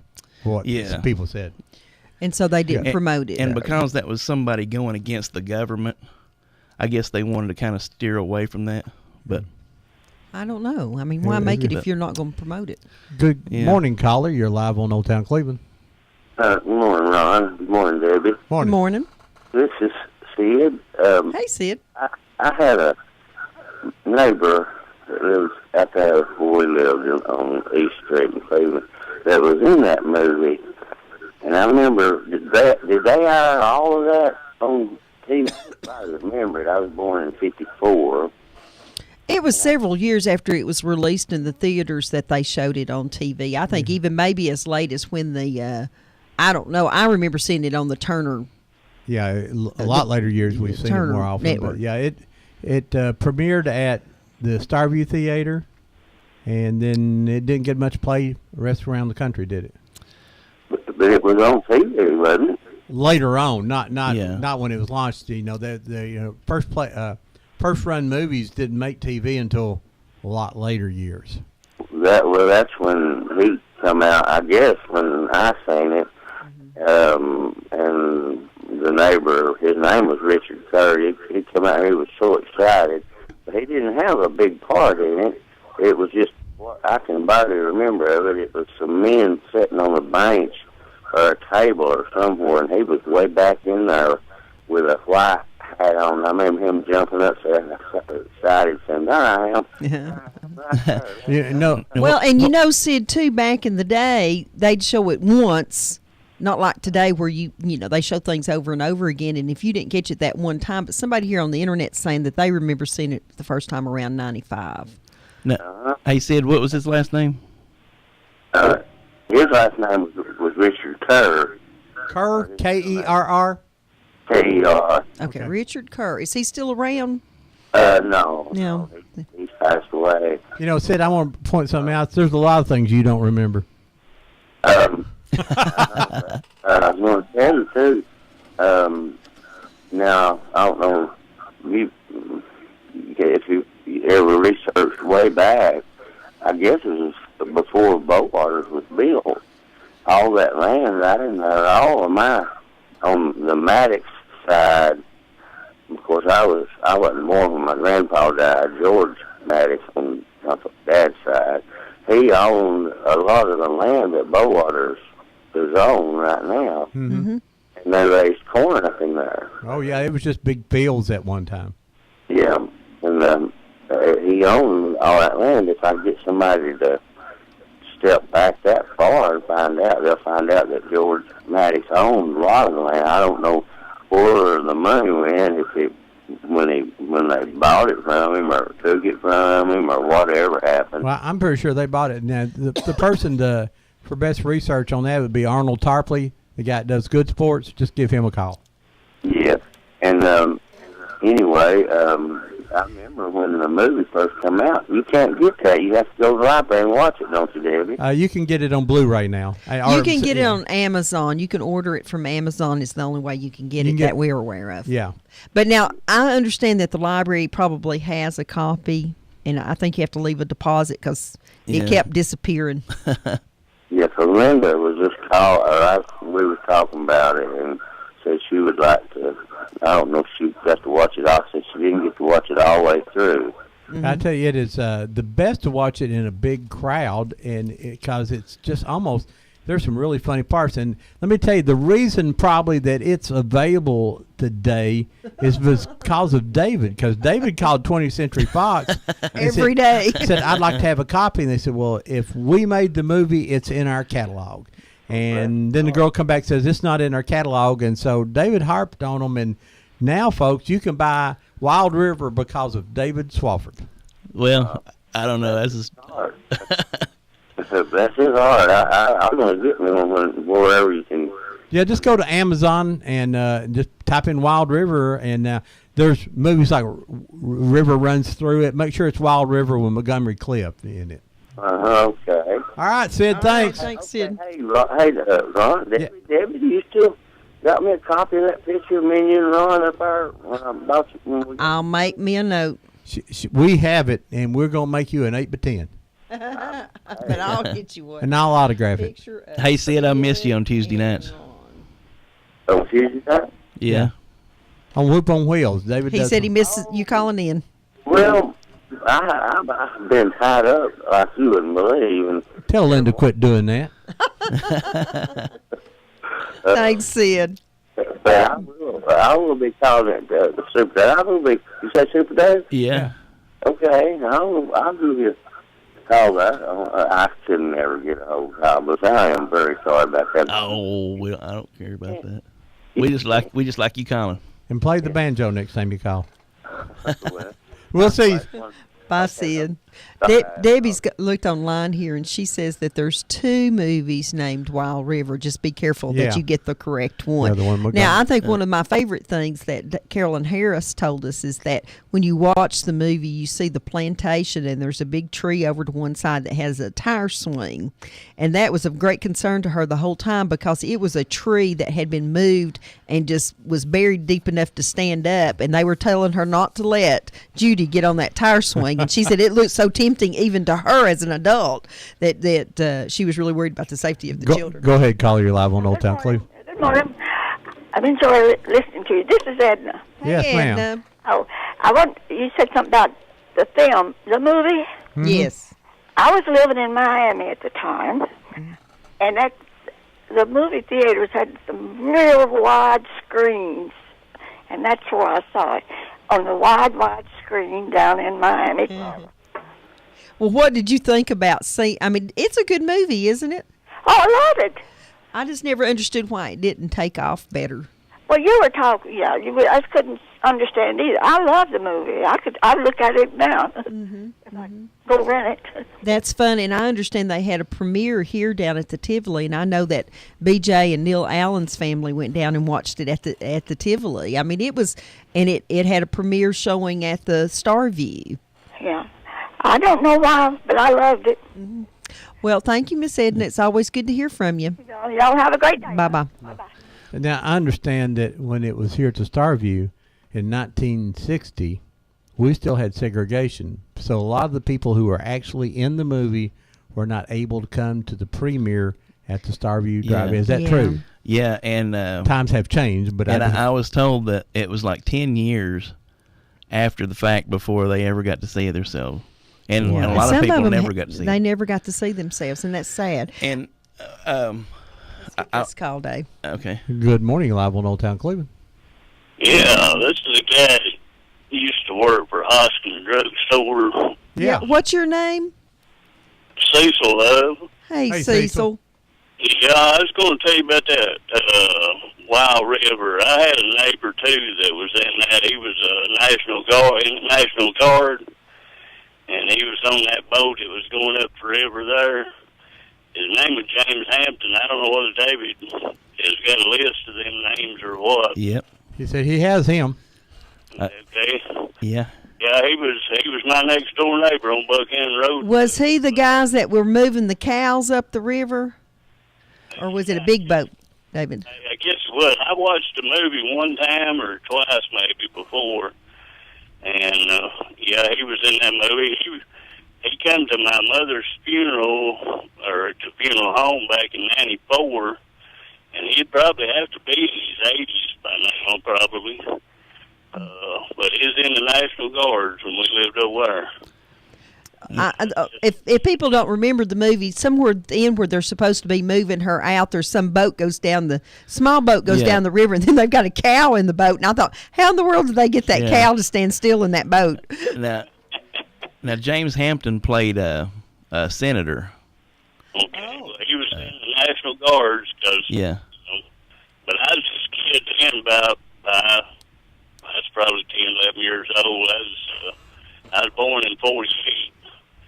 So, you know, that's about how old I was when that movie came out or whatever. And but he lived beside us there for a little while. His wife named Murray, and he had 3 or 4 kids and everything. But just thought I'd call in about that. Well, appreciate that. And how long did you work at Hoskins Drugstore? Probably not real long. Probably a year or two. I was just, it wasn't a real long time, but. You had his daughter on there at one time, and I talked to her a little bit. But, Yeah, that was a... all right, thanks, Cecil, for calling. Call back sometime. Hey, if that Sid's listening, have him call me. That Richard Kerr, I knew Richard Kerr lived on Buchanan Road, too, and I don't know if that's the same one. Okay. But if he'll give me a call at 599-5112. I'd like to talk to him a few minutes. Okay. All right. Sid, if you're listening, give him a call. All right. Thank you, Cecil. Bye-bye. Thank you. All right. What was you about to say there, David? Or do you remember? Yeah. Like me, I'm going, where was I? Talking about why Wild River was sparsely shown across the United States, I think it had a lot to do with the House That American Committee. And to your point, why would they put that much money into a movie and then not show it? Well, it wasn't 20th Century Fox. When I did my research, I found out that back then in 1960, we did not have a movie rating system. There was no such thing as rated R or rated PG. Mm-hmm. And so what happened was all the states had what they called censorship boards. And these censorship boards would review the movie before it went to theaters, and they would decide whether they thought it was appropriate or not. Mm-hmm. And I think a lot of the states chose not to show it because of the political aspect of it. And also that he spent the night with a single woman. Now that's funny how that was so politically incorrect then, and 15 years ago I was showing it to fourth graders. That's not even PG now. Well, I mean, it just suggests that they spent the night together. Go ahead, caller. Hello? Hello. Hey, go ahead, caller. I don't know a lot about the movie. I didn't come to Cleveland until 1960, but other than seeing it. But just something interesting I think that you might want to know. A caller earlier was talking about Calderwood Dam and it being owned by Alcoa Aluminum, which they built that for aluminum for World War II. But they also have another dam up there called Kiowa Dam, and it's in the town of Topeka, North Carolina. And kind of interesting, the movie tie together is that Kiowa Dam was used in the Harrison Ford movie, The Fugitive. That's the dam he jumped out of. Oh, really? I didn't know that. Yeah. And Fontana Dam is actually located in the town of Almond, North Carolina, which is between Robbinsville and Bryson City. Right. But it's an interesting show. I just thought. Thank you. Well, we never let the details slow us down. And I find it interesting that those two dams are owned privately, since TVA sort of said that we are in charge of the water, because we involved in the Caney Creek documentary that they had to sell the Parksville dams under a Supreme Court ruling that Tennessee Electric Power Company had to sell to TVA. So it's sort of interesting that there are private dams still left. Yeah, and they may. I'm not so sure if both of them are still owned by Alcoa. They may have gotten rid of some of that property. There's also there was a dorm and cafeteria facility that was built there in Topeka for the workers that were building the dam, and it's now a pretty nice little kind of bed and breakfast type thing. Although it still looks like a dormitory, but it's a pretty good little place if you're ever over that way. Now, is that in Robbinsville? No, that's in Topeka. Okay. Yeah. Okay. Yeah, you got my interest. I'm gonna have to ride that way. Yeah. Right. Thank you. Thank you. We're gonna give Dave a new experience today. We're gonna take him down to Couches and get him a barbecue. Yeah, David, you grew up here in Cleveland, and you never have been to Couches? Never. Oh my goodness, you're in for a treat. Now it's a different type of barbecue. It's good, but now the barbecue sandwich is different than you have anywhere else. But I think it's great myself. And we have to mention, while I'm talking about food, congratulations to Stadium Barbecue. They had the fire there back in December and put them out of business. And they're going to open back up on Keith Street in the building next door to Midas Muffler. And we'll let you know when they're ready. They're getting ready now. So it's right there on Keith Street. If you remember the old Benton Pontiac, used to be. I remember that. I don't know. It's the electric company, and then has a Subway in there. Then the muffler shop. Then there's been a little restaurant there. No, the restaurant's on the north side of but it's been there for some time, and it's been 2 or 3 other things. A Dairy Cream, and then it's been a Mexican restaurant or 2. Everybody's excited about State So of let's Barbecue. support them this time and help them get back on their feet. They burned out for no fault of their own, and I sure am missing that fried pie. Now, David, let me ask you a question about in the movie, and Bad Actor called in and talked about it, is that they start talking about the old coon dog there, and the guy who owns it is James Earl Jones, his father. What's his name? Robert Earl Jones. Robert Earl Jones, right. And that's James Earl Jones's dad, but he says he's not going to sell the dog. You can't make me sell the dog. Sam is in the movie. Yeah, the whole point of the movie was right there, I thought. But the old coon dog just lays around and doesn't do anything. Now, I think it was blind, you know. And his name was Old Blue in the movie. But now, talking about controversy, David, that you have stirred up. How many people claim to have owned that But dog that now? was one of the funniest things, and I think even the calls started in the very first show that we did, Old Town Cleveland. People were calling in, going, "My great uncle owned that dog, and my grandpa Grover Rand owned the dog. and there's names. I mean, It name went after on. name after name, Okay. and it took us a while to sort it So all how out. many people claim to own the dog? At least 7, and maybe 9, because I kind of got tired of it after 7. And but Now, who owned the dog? Cliff Withrow. And you know that why? Well, he's your uncle. He is my uncle, and see that's going to create controversy too, because they're going to think that I'm you're just saying, well, prejudiced. just 'cause Oh, he's yeah. my uncle. But you know, this is Yeah, but when you listen to the stories, and see, and here's the one thing that was so valuable about going up to Connecticut and actually reading the movie scripts. The movie script called for a dog named Old Blue. That was way before they ever came to Cleveland, way before they ever picked any dog here. And so it was in the script that the dog's name was to be Old Blue. So what are the odds of somebody having a dog and we just happened to pick the one named Old Blue? Okay, so every time somebody would claim to own the dog, I would always ask, what was the dog's real name? Why, Old Blue. And that was one of my big red flags that, and still it is a possibility, that could happen. And one person even told me, well, everybody named everybody that had a blue tick dog called their dog Old Blue. Well, what was the dog's real name? Was it Old Blue? No, it was Buck. Buck. But I'm finding that most of the people who did claim the dog did have an association with that same dog. And so there is a connection with all these people, but the actual owner is and then we found out that it was people that actually had hunted with the dog, and when the family members got the real information was that they'd hunted with the dog, but it had actually belonged to somebody I think Grover else. Rand is actually one that took the dog up there, right? Yeah, and the newspaper, and that's another battle that I have that is against me, is because the Cleveland Daily Banner has a picture of Grover Rand with the dog, Sitting by a stove, and it lists Grover Rand as owning the dog, and so everybody has this proof. Now, but was the dog blind?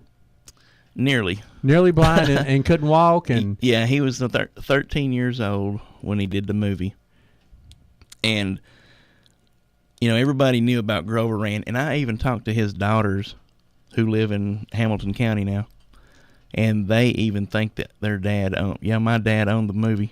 So the dog. Yeah, and so and so what do you do? But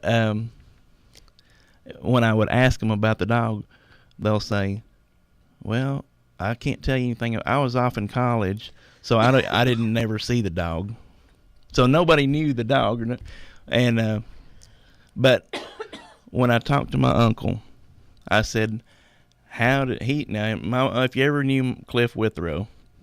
I know all the other Withrows, Doyle and all the rest of them. Well, they're just alike. He didn't care anything about any kind of movie stuff, or they're all about hunting. They're all Right. all this. They really But- hated that the dog was Hunting in softball. He Yeah. couldn't go. He couldn't go And- hunting because he couldn't see. Yeah, and Grover Rand was a state representative, and so he was told by the governor to make sure that these movie people have what they need. Well, and Grover Rand, he was into hunting too, but he did not have a blue tick hound at the time. But when he was not in office, he would run a store out on Harrison Pike. And Cliff Out where the Withrows are. Yeah, and when I asked Cliff Withrow how did the dog get into the movie, he said, I went into the store and Grover Rand asked me if I had a blue tick hound. Did the dog get paid? Yes, he did. Okay. $35 a day. Wow, that was a lot. He of got money he got paid more than some extras. Yeah. Good morning. You're live on Old Town Cleveland. Yeah, next week on Pro Day Show, I'm gonna have to dedicate a song to that dog. There's a song called "Me and You and a Dog Named Blue." Yeah, there you go. Hey, that's good. Now, there you go. It was it a blue tick or a black and tan? It was a blue tick. When you take Super Dave to couches, tell him that's about them famous rappers been in there. Jackie Fargo, he's there, and a lot of them guys. He's there. Yeah, there've been a lot of them down there. We'll do it. I'm so He'll far have his behind the mouth times. so full he won't be able to ask questions. Bullet. See you, Bullet. Thanks. I just thought that was one of the funniest things, and I know in the little documentary that you had made there, or it was made by, I don't know who actually made it, but you were a star in it and gave them the information that they argued about the Yeah. dog even in the movie, Yeah. in the documentary. I think that's fun. But now, Old Blue was a good character, but my favorite one was people that said nothing, and that was the McClarys. Yes. Oh yeah. Miss McClary and her daughter taught over here, I know at Big Springs School, and she was just really one of those teachers that everybody talks about and they remember. But they ran the Cedar Lane restaurant down here, and they showed up to be extras. And when they showed up, Eileen Gazan told the wardrobe and makeup, do not touch them. That's what the story I've heard. And Mrs. McClary had her hair dyed jet black, and and they're just they think they're really dressed up, but they're really comical looking in the movie. And you see them sitting in the scene at the hotel in the lobby, and One of them picks her nose. yeah, one of them kind of scratches the end of her nose, and it looks like she's picking her nose. But they told them not to touch them. I tell you, one of the favorite things in the movie is that Montgomery Cliff gets the devil beat out of him all the time. And he's laying in the mud. He says, I just wish I could win one fight. One fight. And I think this is encouraging. I'll hook up the old VCR tonight and watch this movie again. I want to get it on Blu-ray so I can get it in my large screen in Yeah. there, and get. Well, and I'll tell you, when you get the Blu-ray, it has the theatrical trailer of the movie. And that's- Okay. And you have order it today. you have the Yeah. record from Wild River. Yeah. I'd say I Yeah. never had seen that. David has an unbelievable collection. Go ahead, call. You're live on Old Town Cleveland. In the beginning of the movie, on the front porch of the house, there was another adult female there. What role was she playing? A sister or aunt? Or Yeah, and going back to Maddie Randolph, ironically, her name in the movie was Maddie, according to the script. Was she local, Dave? Semi-local. She was from the Nashville area. Her name was Patricia Perry, and what role was she supposed to be in the movie? Related? I think she was Ella Garth's sister. Oh, okay. Six. But then, do you see her again after that front porch scene? Yeah. You do? Okay, I Yeah. see. I need to watch it But again. she's sort of background though. Isn't Yeah, she? she doesn't have any speaking part, but her husband was the president of a group called Friends of the TVA, and when Kazan first started doing the research for the movie, he wanted to research all about the TVA and blah blah blah. And, this Perry guy, his first name is escaping me, but he had helped him with the research, and that's how his wife got the part in the Oh, film. okay. But I'm glad you asked that, Doug, because I've thought about her when I had seen the movie, but I hadn't thought to ask Dave. Thanks. Other thing about Go the ahead. movie I noticed was all the dovetail joints on the logs of the buildings. I really Those were real buildings. Did they move them in, Dave, or were they there some? I mean, they had to Or did buy they those build 'em? buildings and move them. What you talking about the The little shacks? cabins, yeah, and stuff. Yeah, that was just a facade, I guess we could say. Yeah. Or- They had or just- But they made it very realistic, though. Yeah, it looked like a real old farm. Yeah, dovetail joints, you don't find them on modern buildings. That was old-timey stuff. That's right. Correct. And at that time, there were still those buildings were sitting around behind houses. I'm sure they bought up some of the logs and stuff. Thanks, Doug. Bye. Bye. Now, I'm sorry. Go ahead, Dave. I was going to say, Tommy Green told me that when they filmed the movie, they had a tool shed on the island, and they decided to drive out there to the plantation set to check it out one day. And to their surprise, they had made an exact copy of their tool shed out there on that plantation set. I think one of the things, too, that I find so interesting about this movie, if you folks haven't seen it in a while, you might have forgotten, but at the very beginning of the movie, and they're talking about the flooding, they show some poor fella standing there, and he's saying that his children had drowned, there had been a flood, and his children had drowned and all that. Do we have a call? I'm Yeah. sorry. I can't see the light flashing, folks. Go ahead, caller. Good morning. This is RD. Hey, RD. Just a couple things. A couple years ago, I was watching something on History Channel, some Hollywood production thing, and they showed a bunch of people standing around in front of a big theater, and where it was out west or whatever. But on the marquee was Wild River. Oh, wow. Which I thought was pretty interesting. I can't remember the thing. But also, this is a great show. I'm learning a lot and really enjoying this. You got a great guest in there. But I looked up on IMDb about the movie just to check it out, and it states right there is no synopsis written about this movie yet, and they're asking for somebody to write a synopsis of the movie. Oh, really? On Wikipedia? No, IMDb.com, International Movie Database. Oh, okay. Yes, I have seen that before. Yeah, David, you need to get that Write in a there. little short. Well, see, I never noticed that. There's your opportunity. They're asking for somebody to write a synopsis of the Well, movie. David is writing a book, and he has learned that writing a book is not the easiest thing you ever done. No. Well, you do it. This is a great show. I'm really enjoying It's kind of like an elephant. Well, you have to eat thank it you, one bite at a sir. time. Thank you, RD. sir. Thank you all very much. But and I thought when I watched the movie, I thought, well, that's great. They put this black and white film here. They got this guy acting like his family has drowned, and what a wonderful actor. He's not an actor. And that had nothing to do with Bradley County or Tennessee. Tell us about what that was. Yeah, and going back to buying the Blu-ray. Hold on a second. Let's get this call. Good morning, live on Old Town Got 'em Cleveland. warmed up. Yes. Good morning. go ahead. You're on the air. Yes. Okay. You may have already discussed this. That's okay. Go ahead. My high school English teacher was Ross Apperson, and he had a part in the movie. He sure did. And he was absent from class for I don't know how many times because he said he was on standby. He thought he was a movie star anyway. But I understand he was quite the character. Right. But anyway, when the movie came out and he had a part and he was in a black raincoat and it was pouring down rain, a black hat on, we couldn't even tell who he was. and he had one line. Did he play the sheriff? No, that was Mike. He played Bond. the attorney. The attorney. He played some legal thing. I don't know what it was, but it was so dark, and he was dressed so darkly that we couldn't even tell who he was. But boy, he was into that being in that part. Yes, we understand that he was quite the character. You know, talking about not only getting one line, our son appeared on the TV show Nashville, the second episode. You would have to known it was him and have a pause button to get his scene.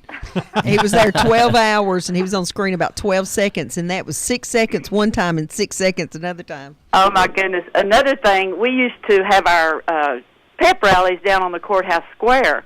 And, of course, we knew Montgomery Cliff was staying in the hotel. So after the pep rally, a bunch of girls, we went down and outside the hotel and yelled for Monty, Monty, Monty. And somebody opened the window and poured a bucket of water on us. Oh, wait a minute. Hey, wait a minute. I need... That's a story he hasn't heard. I need your name. I need to get a hold of you. Okay. David, give her your number. How's that? Would you do that? Or Well, every time I do that, nobody ever calls me back. I'll call you back. Okay, he's going to give you his number. Are you ready? And the reason I say that is because there's an article in the paper about the very first day Montgomery Clift came into town, and it said that there was about 100 students outside the hotel yelling, "We want money." Right, that was us. And now according to the article, it said that there were some had even went through the halls of the hotel. My friend was trying to climb the fire escape. Oh wow! So see, I haven't. I would love to talk to somebody who was actually part of that crowd. So Okay, and there was an article in a movie magazine at one time about how people were outside the hotel screaming for money. wow. So I don't know what magazine it was or anything. That's been a long time ago. All right, Dave's going to give you his number. Here he goes. Okay, it's 364. Okay. 3198. And he's single, too, in case for any women out there is interested. And it's David Swafford. What was your name? Caller, what was your name? Did she hang up? Are you still there? Oh, Nobody I think she hung up on the single That's note. awesome. She ran away. So I need to write that. That's awesome. That's I'd fun. love it. I can't wait to talk to her. we kind of heard little stories like that, but that's somebody that was Yeah. actually Was there any other And it guy, adds to it. Was there any other guys out there hollering Lee, Lee, Lee? Well, No, I didn't hear it if they did. You know, that would be, That would be- of course, our choice, David. But we were talking about the man that drowned. Yeah. Yeah. I mean, yeah. the drowning story. Yeah, and going back to the DVD, I mean the Blu-ray. You know how these movies nowadays will have in the special features it'll have a commentary thing. Well, if you ever watch the movie with the commentary, their Wild River expert, when it shows that guy, it says, "Now this is a very famous face in history. He's an unknown man." And I'm like, wow. And it makes me realize, wow, I know stuff that Hollywood doesn't know yet. Because I got this whole story about. But there's a monument and everything to that drowning. Yes. Go ahead, caller. Hey, this is Dennis Stafford. Hey, Dennis, you might want to turn down your radio, buddy. Hey, how y'all this morning? We are good. I'm out in the country at my country house, and I was coming back, and I heard about the We Want Money and the Montgomery Clift. But at that time, I had just come back from Arizona when they started making that movie, and it was a big, big thing. But what she was talking about a few minutes ago, and I know who it was, if she wants you to know, she can tell you, but Barbara Lewis, Mary Ruth Randolph, Mary Ruth Rogers, and a number of girls were down there at that particular time, and they climbed up the fire escape to go up and see Montgomery Clift. Police were called. I think at the time, maybe Louis Alford's daddy was chief of police. They had a big to do about it. I think there might even been an article in the paper. But if you know Barbara Lewis Wade, Rural Polk County, Mary Ruth Rogers, Mary Ruth Randolph, who is a real estate person now, you can check. They'll have every detail of that. All right. All Thank righty. you. That's a couple more Hey, names. But hey. if the lady that called David will call him after the show today, we'll go off the air after 12, and we'll help him with some more names too, I'm sure. Hey, Dennis, that stuff, you need to go see Victor. Those people right there were there on the spot. I watched them. It was like a 3-ring circus, probably. And the water that come out of the bucket there was one of the tenants for the hotel, Cherokee Hotel at the time. Anyway, it was a fun time. Mr. Stafford, Yeah, are you the Mr. Stafford that loaned me some stuff? I probably might have. Yeah, you probably might have. Well, that stuff's back with Victor, but I need your help. I'm going to call you. I want you to come over and look at some pictures and maybe some movies and see if you can help me identify some folks. Can you define stuff? Stuff. Racing stuff. You need to find it. What you said, I loaned you some stuff. I just need to know what the definition of stuff is. Well, did you leave some stuff down at City Auto for me? No? Victor Hicks. I know where Yeah. I told you about Ben Anthony. He was in that movie up there. He was Okay. I think I may. Okay. All righty. I'll be glad to talk to you about it. I may lose you. I'm down here down on Bad Spring. But Out in the country. yeah. Mary Ruth Rogers will absolutely have a detailed blow-by-blow, and so with Barbara Lewis, because she's the one that clapped. Patsy, somebody else, I think she's passed on, but I was trying to remember some other girls that were there. There were several. In our high school, I was a junior, they were singers, and the buzz around town that they were going to go see Montgomery Cliff come hell or high water. Now, did you go to Bradley? And it came water. Do what? Did you go to Bradley at the time? I did. I was. As a matter of fact, I had just come back from Tucson, Arizona, and I was fortunate enough to be able to play on the football team with a bunch of great guys like Sloan and Snyder and Davenport. Was you there with Rex Dockery? Oh, Doc and I played on the same team. I was with them in 1961. I was running back, and Doc played guard, and Snyder, and Bill White, Bud White played tackle. I've got a whole report of stories, but I won't keep you. But if you know Barbara or Mary Ruth, they'll know everything. Rex Dockery is going to be what we talk about next Saturday. So be sure you call in. Well, let me tell you something. If you live to be 1,000 years times 20, you'll never find a better person than Rex Dockery. He's an absolute quintessential gentleman and a super kind of guy, and I can tell you lots of stories about him. So we'll do that next week. How's that? All right, thanks. Thank you so much. Hey, and I appreciate that information. You're welcome. All right, bye-bye now. Tell us about the movie there at the beginning and the little clips at the beginning. Yeah, well, and this ends up being one of my personal stories too, because I was trying to find out about the footage, and come to find out that it wasn't even from this area. Hold on a second. We'll get to it in a minute. Go ahead, caller. Hey. Hey. The Doe Man here. Hey, Doe Man. Hey, I've been listening to the show. I was going to tell you, one time I was watching the Johnny Carson show, and they had Lee Remick on the show, and they got to talking about all these movies she had made and all these elegant places that she'd gone and stayed and all this, and she started laughing. She said, well, the movies I made, I never did go anywhere real elegant. She said, and she named off 3 or 4 towns, but Charleston, Tennessee was one of them. Yeah. Wow. Yeah, and you had to admit the Cherokee probably, for our times, it was pretty fancy, but it wasn't fancy as where she probably stayed when she left Charleston. Yeah. Anyway, my dad had the Town and Country restaurant over there then, and they used to come over there and eat a lot. In the evenings, they'd come over and eat dinner a lot. You know, the vice mayor said he was a waiter or a dishwasher at one of those places. At Cedar Lane, I think. And he would come out and tap dance for them out of the back. They'd sing and dance and stuff trying to get discovered. Thanks, Doe. I love that. Show. Thanks. All right, great. Bye-bye. Hey, thanks, Doe.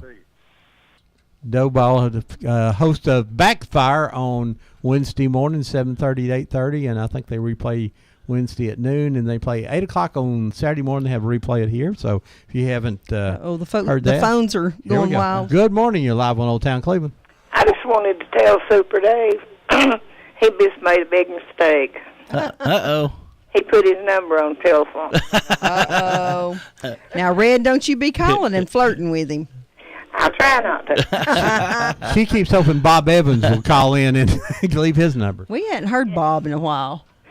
I think Bob skipped town. Oh, may have. He owes a lot of people money. But you're in trouble now, Super. Well, that's okay. I'll welcome it. I can see Red now running and trying to get an ink pen a while ago. Hey, I dove over the coffee table. I said, I'm getting this number. Well, I'd give it to you anyway. Bye-bye, Red. Thank you, hon. All right, go ahead there, Dave.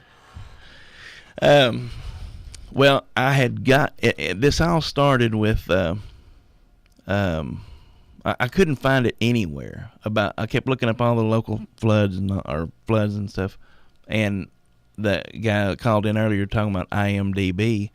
I always read the blogs. I always wanted to know what people's opinion on Wild River is, and this one lady had put on there that is about my granddad, and he lives in Trumansburg, New York. You thought New York, And, New York City. So I'm like, okay. Well, the only thing I knew to do was to contact their local historical society, and they said, "Oh yeah, that was the big flood of Trumansville." And they said, but only 2 people died in that flood, so there was no children that died. And I'm like, okay. Well, he did not remember how to get. He'd lost my number. Didn't know how to get a hold of me, but he remembered Cleveland, Tennessee. So he left a message for me to call him with the museum.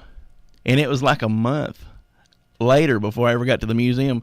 And he called to tell me that they had found the records. 3 children had died. And this guy named Edwin Landon was the guy's name. He's pitiful when he's telling that story. Yeah. And the baby's gone and we can't find him. Oh, the story gets a lot worse. Oh, no. And I'll, in the book's going to go into detail about what all happened. And I don't want to take up too much time with that. But we don't have a lot I of tell time you, left. David, you got to get this book finished. I've been dying to read this book. Yeah. Are you within 10 years?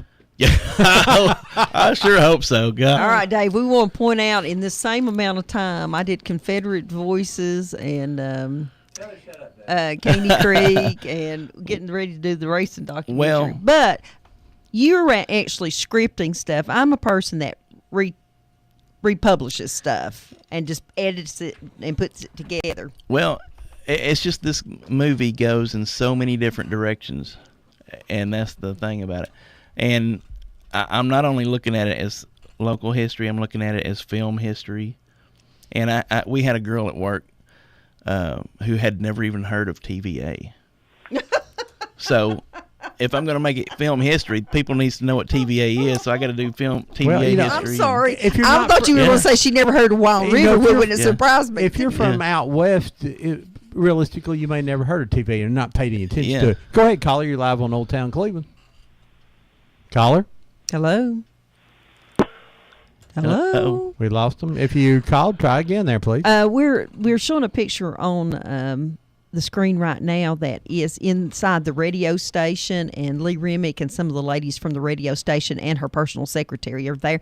I believe the mayor gave us that picture. Go ahead, caller. You're live on Old Town Cleveland. Good morning. It's Lisa Poe Jones. Hey, Lisa. Lisa Poe Jones. I have a thought of irony for your listeners to ponder as you go off today. Oh, let us ponder. If people do still ponder. I ponder, but I don't know what in the heck it means. I was working the Chattanooga Times Free Press crossword puzzle, as I was listening to the show, and the very last clue was rural electric provider. And as I wrote in TVA, I thought, how ironic, they are not actually a rural electric provider anymore, and the reason they are not is we are no longer rural because of TVA. Yeah, that is ironic. Right. Good point. That is a good. And, yeah, it's a good and point. Ely Kazan's point about this movie was, and he tried to make points in a lot of his movies. The point of this movie was, with progress comes pain. Yeah. People were forced off their property, and in Bradley County, that's where a lot of property got flooded. Hamilton County, a lot of all across Tennessee, property got flooded, and so. And then, like in the Face in the Crowd, he's trying to say, you got to be careful about television. It's going to take over the world, and don't believe everything you hear. And man, isn't that true today? Yeah. So, and even though a lot of things flooded permanently, it eliminated so much other flooding that exactly really harmed everything. But I'm going to let you go. That was just my thought for the day. There you go. Thank you. Have a good weekend. Bye bye. Well, David that's 2 hours of Wild River. Thank you. David was our very first Old Town Cleveland show. Like I say, we were on a folding table in here with a microphone, and we passed the microphone back and forth. And I was very, very honored to be the very first one. Well, we hope you're not the last. Good morning. You're live on Old Town Cleveland. Yes, this is Bob Cash. Hey, he Bob. is not missing. How are you all doing? We're good. How are you, Bob? Well, I'm not sure right now. I'm at the hospital. My mother's at the hospital, and she's not doing real well at all. Well, you know, she's had a great life, and, you know, we love Geraldine. Oh, yes. Yes, thank you, Rod. Thank you very much. If you will, please pray for my mother. We will. And you keep us informed and let us know what we can do to help you. Yes, sir. Thank you very much. And I'll be calling you when I can talk. All right, well, Mr. thanks. Bob. We love you, Bob. Bye-bye. Tell Red hello for me. I sure will. Bye-bye. She's done wrote down David's number now, Bob. Bob's mother, Geraldine, and my mom are first cousins, and so Geraldine has to be 96. Gerald's in her 90s there. I know that, and Geraldine, when she was a young lady, she was just absolutely all right. Debbie gorgeous Riggs woman. over here on the internet's already putting in her order for a book. You better get that book written. Well, I think you could sell a lot of books. Well, you know. my encouragement was at first is, okay, write that book, but go ahead and publish all these pictures. I want to see them because he got some. But there's pictures in there I know I had never seen before. Well, and I want to say this before we go. Speaking of pictures, how the times have changed. I've got about 300 behind-the-scenes pictures of Wild River that onlookers have just taken. Love it. And then when I hear you talk about Will working on the set of the movie 42, and it's like, you can't post this on Facebook. You can't, no pictures allowed. No this, no that. Mm-hmm. And how the times have changed so much. You know. Individuals couldn't snap pictures on the 42. The sad thing is, and this is just a reality now, is 100 years from now, there will be no pictures of this time because we take them on our cell phones and with digital cameras, and we don't print pictures anymore. So, you know, hopefully there'll still be hard drives around and CDs and things of that nature, but it's not like that piece of paper that you get now, that old black and white film. That's going away. So, you know, my wife and actually, even newspapers are going electronic. my wife and I talked about this in the past few days, that we have a lot of pictures of our granddaughter, and we said that we need to go and actually physically have them printed, and you just make a collection of her when she grows up, that she can have something in her hand. You know that we don't know what the, you know.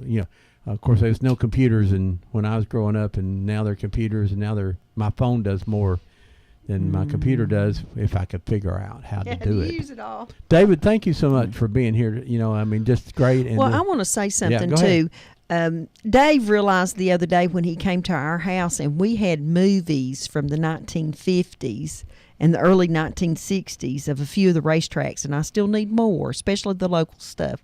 But Dave realized there has to be more movies out there than the 12 seconds or whatever it is. Someone from Charleston had actually taken a few little movies of them actually shooting the film, and he needs more of that kind of stuff so he can see the big fans and how they made the rain and how the props were set up and stuff. So if anybody out there thinks that they have any movies, anything to do, even if you're taking pictures of these stars in downtown Cleveland, he needs to see that, and he can get it put on DVD so everybody can look at it. Yeah, the 08mm films, there is a place we get them processed and put on DVD, or you can do them, and we'll be glad to help share those stuff with you. And like I say, thanks to David Swafford, the history of Wild River has been saved. Wild River, like I say, the Blu-ray and the DVD, David Swafford's one that made this happen. He kept aggravating them until they printed it. But and we didn't even get to talk to David about going to California and being in California and being in Hollywood, and we'll have to bring him back later sometime and let him tell that story. And don't forget, Dave's one of the co-stars of the Whoop on Wheels program every Tuesday night here on Whoop FM. Time is 6:30 to 9. And you have interviews with people from the racing industry, and so you know, off season is a good time to listen to a lot of good talk about racing. So that's 6:30 here on Whoop FM. folks, as always, we always try to tell you, you've got to save this history if it's up to you. If you're going to do it, and Deb says if it's not written, it's not history, and that's absolutely true. So talk to your fathers and your mothers, your grandparents, your aunts, your uncles, your neighbors, and write down what happened in your neighborhood, in your family, the old stores they used to run, the old businesses they used to know. We'll always remember Pearl Harbor, but Deb? You may not remember Aunt Pearl. So so write it all down and get it together. We'll see you next week here on Old Town Cleveland when we're going to be talking about Rex Dockery. And then the week after that is what, Deb? I have no idea. It is Star Mountain and Mason Evans. He's the hermit. Then the next week is Mike Bell and Charlie Mincy. Mike Bell, the historian. We are getting ready to start booking March now. That's how far ahead we are. But if you have an idea for a show, please always let us know, because some of our best ideas come from our loyal listeners. Thanks so much, Dave. Always a pleasure. I needed this. Folks, always a pleasure to be with you, and we'll see you right here next week on Old Town Cleveland.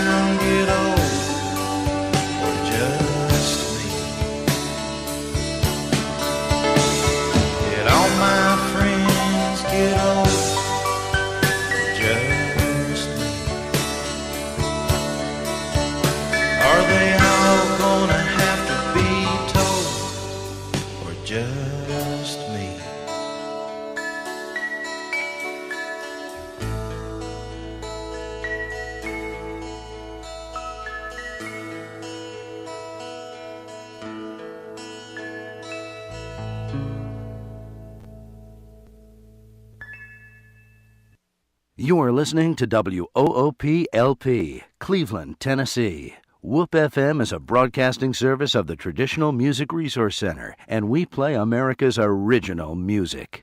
You need money overnight? Check into cash. Your time is tight. .com. Bank account's too low? Check into cash. So where do you go? .com. Do it online in a record time. It's the easy way to get money next day. Do a quick click from home at checkintocash.com. Just stay in the house, check into cash, and grab your mouse.com. Get your money online, check into cash, right on time.